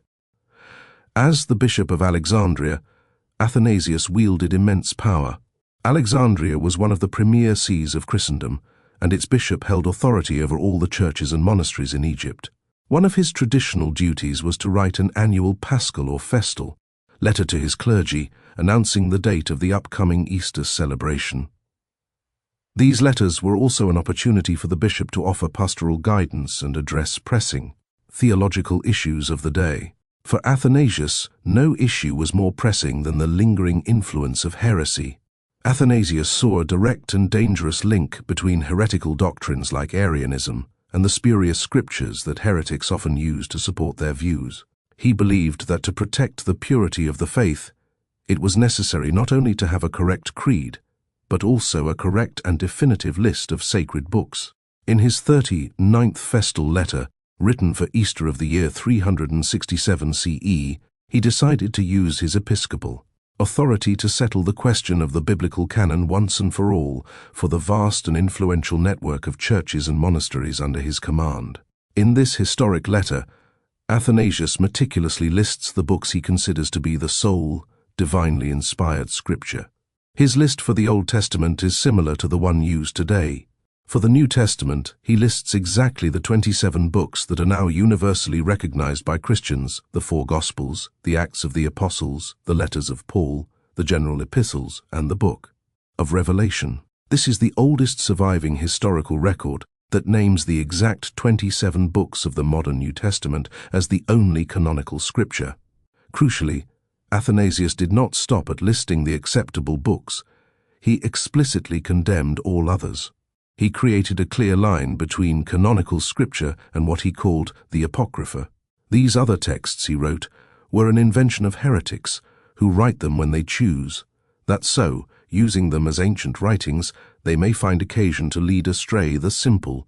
He urged his flock to have nothing to do with them. While he did not name the Gospel of Thomas in this particular letter, his sweeping condemnation of secret and apocryphal books used by Gnostics was clearly aimed at texts exactly like it. The impact of this letter was enormous. Athanasius was arguably the most respected and authoritative churchman of his day, a living hero who had suffered for the Nicene faith. His definitive list was not just a suggestion, it was a command from a powerful bishop to his clergy. It became the standard for the entire Eastern Greek-speaking church and heavily influenced the process in the West. It provided a clear, authoritative blacklist for scribes, librarians, and abbots, telling them which books were to be painstakingly copied and preserved, and which were to be ignored or, worse, destroyed. The timing of this letter is critical to understanding the fate of the Nag Hammadi library. The codices, which include the Gospel of Thomas, were copied by scribes around 350 CE. They were buried in a sealed jar around 370 to 380 CE. It is highly probable, almost certain, that Athanasius's festal letter of 367 CE was the direct catalyst for their burial. Faced with an explicit order from their powerful and uncompromising bishop to eliminate such heretical books, the monks of a nearby monastery, likely a Pachomian one, made a fateful choice. Unable to destroy texts they considered sacred, they hid them, sealing them away in the desert in the desperate hope of saving them for a future, more enlightened age. To understand the fate of the Gospel of Thomas, one must journey into the stark, silent landscape of the 4th century Egyptian desert. This was the birthplace of Christian monasticism, a radical movement of men and women who renounced the world to pursue God in solitude and silence. Figures like St. Anthony the Great, who battled demons in the wilderness, and St. Pachomius, who organized solitary hermits into the first great monastic communities, koinonia, became legends. Their lives of extreme asceticism, constant prayer, and profound contemplation represented a new and powerful expression of Christian devotion. Far from the increasingly worldly politics of the imperial church, the spirituality of these desert fathers, Abbas, and mothers, Amas, was deeply experiential and mystical. They sought not just to believe in God, but to encounter God directly through a rigorous process of inner purification. Their teachings, preserved in collections like the Sayings of the Desert Fathers, are filled with short, pithy, and often enigmatic statements that bear a striking resemblance in spirit to the sayings in the Gospel of Thomas. They valued the wisdom gained through lived experience and the guidance of a spiritual elder over abstract theological doctrines. It was a form of Christianity rooted in the transformation of the self. The Pachomian monasteries, located in Upper Egypt near the town of Nag Hammadi, were at the heart of this movement. These were not small hermitages, but large, highly organized, and economically self-sufficient communities, some housing thousands of monks. They contained scriptoriums, libraries where sacred texts were painstakingly copied by hand. These monastic libraries were the great repositories of Christian literature, and in the mid-4th century they would have held a wide variety of texts, including not only the 4 canonical Gospels but likely many other writings, such as the Gospel of Thomas, that were valued for their spiritual depth. Into this world of mystical devotion and textual diversity came the festal letter of Bishop Athanasius in 367 CE. The letter would have arrived at the Pachomian monastery as a direct command from the most powerful and respected churchman in all of Egypt. Athanasius was not just a distant authority, he was a hero of the Orthodox faith, a man who had suffered exile for his defense of Christ's divinity. His order to the abbot was therefore not a mere suggestion to be debated, but a weighty command from a figure of immense spiritual and ecclesiastical authority. The letter instructed that only the 27 books he listed were to be read and preserved, and all others were to be rejected as heretical inventions. This placed the monks in an agonizing position. They were faced with a profound crisis of conscience. Were they to obey their bishop, the champion of orthodoxy, and consign to the flames books that they revered and that had been a source of spiritual nourishment for their community? Or were they to defy this command and risk being branded as heretics themselves, facing excommunication and persecution? To destroy the texts would be to betray their own spiritual heritage. To keep them would be to commit an act of open rebellion against the church hierarchy.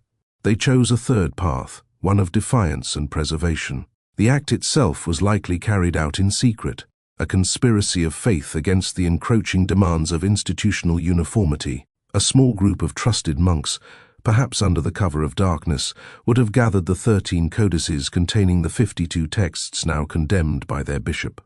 They carefully placed these leather-bound volumes into a large, sealed earthenware jar, protecting them from the moisture and decay of the centuries. They then carried this precious cargo, a library of lost worlds, out into the desert. Their choice of a burial site was itself an act of profound symbolism. They did not bury the jar within the monastery's consecrated grounds, where it might be discovered during an episcopal inspection. Instead, they took it to the base of the towering Jebel's Al-Tarif cliffs, a place honeycombed with ancient pagan tombs from the age of the pharaohs. They interred their library in this land of the dead, a place outside the direct control of the new Christian order. It was an act of both despair and immense hope, a message in a bottle cast into an ocean of sand, entrusting this hidden wisdom to the care of God and to an unknown future that might one day be ready to receive it. The actions of Constantine and the decisions of the Council of Nicaea had made Christianity the favored religion of the Roman Empire, but they had not made it the only religion. For most of the 4th century, the empire existed in a state of religious flux.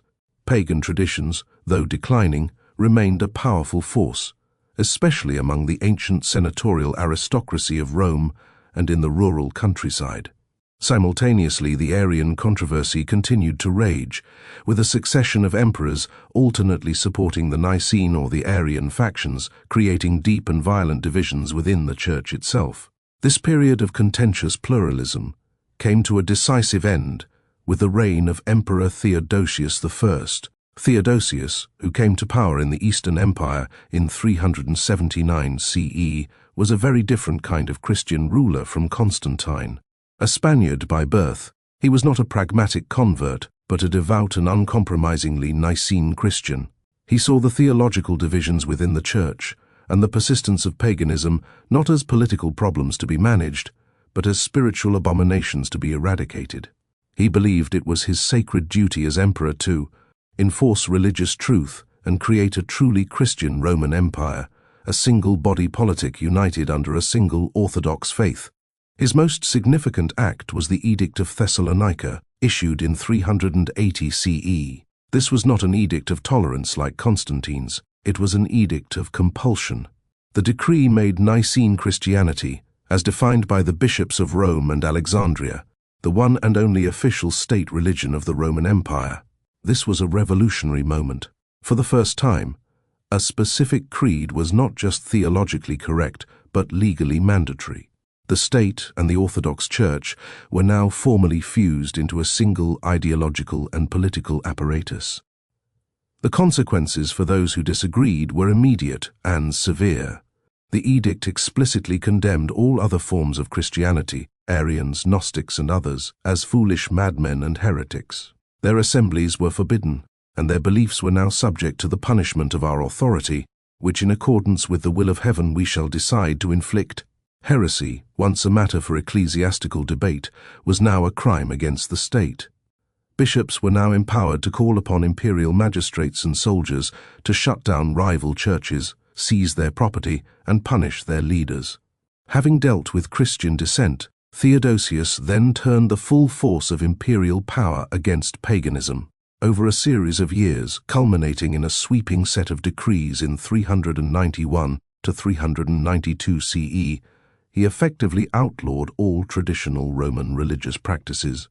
He ordered the closure of pagan temples throughout the empire, many of which were either left to decay or were reconsecrated as Christian churches. He banned the act of animal sacrifice, the central ritual of pagan worship, making it an act of treason. He even abolished the ancient Olympic Games and extinguished the sacred fire of the Vestal Virgins in the Roman Forum, severing the final links to Rome's pre-Christian past. This new atmosphere of state-enforced religious uniformity was the final death knell for the intellectual and spiritual diversity that had produced the Gospel of Thomas. Under the new laws, possessing a Gnostic or heretical text was not just an act of religious disobedience, it was a criminal offense. The book burning that had once been a matter of episcopal discipline now became official state policy, carried out by imperial officials. Any hope that alternative Christian texts might survive in libraries or scholarly collections within the empire's borders was now extinguished. By the time Theodosius died in 395 CE, the religious landscape of the Roman world had been irrevocably altered. The many-roomed house of early Christianity had been systematically demolished by the power of the state, and in its place stood a single monolithic imperial cathedral. A single story, a single creed, and a single increasingly fixed canon of scripture were now the law of the land, guaranteed by the sword of the emperor. The triumph of orthodoxy was complete, and the silence that fell over texts like the Gospel of Thomas was now the silence of extinction within the Roman world. Even as the institutional church, backed by imperial power, was enforcing doctrinal and canonical uniformity, a parallel process of consolidation was happening on a textual level. Having an agreed-upon list of canonical books was one thing. Having a standardized and authoritative text of those books was another. In the Western Latin-speaking half of the Roman Empire, the situation was chaotic. Numerous old Latin translations of the Gospels and other scriptures circulated, but they were of varying quality, filled with scribal errors, regional peculiarities, and inconsistent renderings of the original Greek. This textual confusion hampered the Church's ability to teach and preach with a single authoritative voice. Into this breach stepped the most formidable Christian scholar of his generation, Eusebius Hieronymus, known to history as Saint Jerome. Jerome was a linguistic powerhouse, a master of Latin, Greek, and Hebrew, but he was also a famously difficult and cantankerous personality, a committed ascetic who spent decades living in a monastery in Bethlehem. His immense scholarship was matched only by his ferocious temper, which he frequently unleashed in letters against those he deemed heretics or intellectual lightweights. In 382 CE, Pope Damasus I, recognizing the urgent need for a standard Latin Bible, commissioned the brilliant but irascible Jerome to undertake a task of monumental importance. He was to revise the existing old Latin versions of the four Gospels, correcting them against the best available Greek manuscripts to create a single, reliable, and elegant text. Damasus understood that a standardized scripture was essential for bolstering the authority of the Church of Rome and for creating theological unity across the Latin-speaking world. Jerome began with the Gospels as commissioned, but his scholarly ambition soon expanded the project to encompass the entire Bible. For the New Testament, he painstakingly compared various Greek manuscripts to produce a corrected and consistent Latin version. For the Old Testament, he made a revolutionary and highly controversial decision. Rather than simply revising the Old Latin, which was based on the Greek Septuagint translation, Jerome chose to go back to the original Hebrew text, what he called the Hebraica Veritas, the Hebrew truth. This scholarly rigor ensured his translation was the most accurate possible, but it also angered many who revered the traditional Septuagint. The result of Jerome's nearly 2 decades of labor was the Vulgata, or the common edition of the Bible in Latin. This was not merely a revision, it was a masterpiece of scholarship and Latin prose that would become the official Bible of the entire Western Church for more than 1,000 years. Its influence on Western literature, art, and thought is impossible to overstate. It was the Bible of Augustine, of Aquinas, of Dante, of the entire medieval and Renaissance world. Jerome's work had a profound and final impact on the closing of the Canon. By choosing to translate these specific 27 New Testament books and no others, he gave the Orthodox list a definitive, tangible, and universally accessible form. His translation became the physical embodiment of the Canon. In the prefaces he wrote for his translations, he frequently discussed the issue of canonicity, staunchly defending the 27 books and dismissing all others which he called apocrypha as unworthy of being read in the Church. Jerome was well aware of texts like the Gospel of Thomas, and he held them in utter contempt. He dismissed them as the ravings of apocryphal folly and the absurd inventions of heretics. The immense authority of his Vulgate ensured that such texts had absolutely no chance of gaining a foothold in the Latin-speaking West. His work was the final intellectual nail in the coffin for Christian textual diversity in Europe. It created a single, stable, and unassailable biblical text that would define Roman Catholicism for a millennium and ensure that the voice of Thomas would remain unheard in the West until the modern era. As the 4th century gave way to the 5th, the process of consolidating the Christian faith entered its final administrative phase. The intellectual arguments of theologians like Irenaeus and the political power of emperors like Theodosius had already established the dominance of a single orthodox creed. All that remained was to formalize the official list of scriptures. This task was taken up by a series of influential regional church councils in North Africa, most notably at Hippo in 393 CE, and again at Carthage in 397 and 419 CE. These councils, attended by hundreds of bishops under the influential guidance of figures like Augustine of Hippo, issued formal decrees that ratified the 27-book New Testament canon, the exact list championed by Athanasius decades earlier. These decisions, while technically only binding for their local region, were so widely respected that they became the accepted standard for the entire Latin-speaking Western Church. This was the final bureaucratic seal on a centuries-long process. The canon was now not just a consensus, but a matter of ecclesiastical law. With the combined and overwhelming power of the imperial state and a unified transnational church now arrayed against them, the diverse Christian movements of the early centuries faced their final extinction within the empire. The Gnostic communities, with their complex mythologies and emphasis on secret knowledge, were systematically dismantled. Their leaders were exiled or forced to recant. Their followers were absorbed into the Orthodox Church through re-baptism, and their meeting places were confiscated. Other groups, such as the Jewish Christians who still revered James over Peter and insisted on adherence to Jewish law, were marginalized and pushed to the furthest fringes of the empire, primarily in the Persian-controlled East, where their distinct traditions slowly faded over generations. The vibrant, multicolored tapestry of early Christianity was methodically unraveled, its threads of descent plucked one by one until only the single imperial purple of orthodoxy remained. Thus, the transformation was complete. The chaotic, creative, and spiritually diverse world that had produced the Gospel of Thomas was gone. Over the course of 3 centuries, A house with many rooms had been painstakingly renovated into a single mighty cathedral with towering walls and a single unassailable altar. The process had been driven by a sincere desire for unity, a deep-seated fear of chaos, the intellectual labor of theologians, the political ambition of emperors, and the disciplinary power of bishops. The result was a faith that was resilient, highly organized, and capable of surviving the fall of the Roman Empire itself, to become the bedrock of a new European civilization. But a great price had been paid. In the name of unity, an immense spiritual and intellectual heritage was sacrificed. The voices that questioned, that offered different paths to the divine, that spoke in riddles rather than creeds, were silenced. Deep beneath the Egyptian desert, sealed in its clay jar, the Gospel of Thomas slept through the long triumph of the single story it had once challenged. It became a forgotten secret, a single silent witness to the many other ways there had once been to follow Jesus, waiting patiently for a future age to break the seal and hear its voice once more.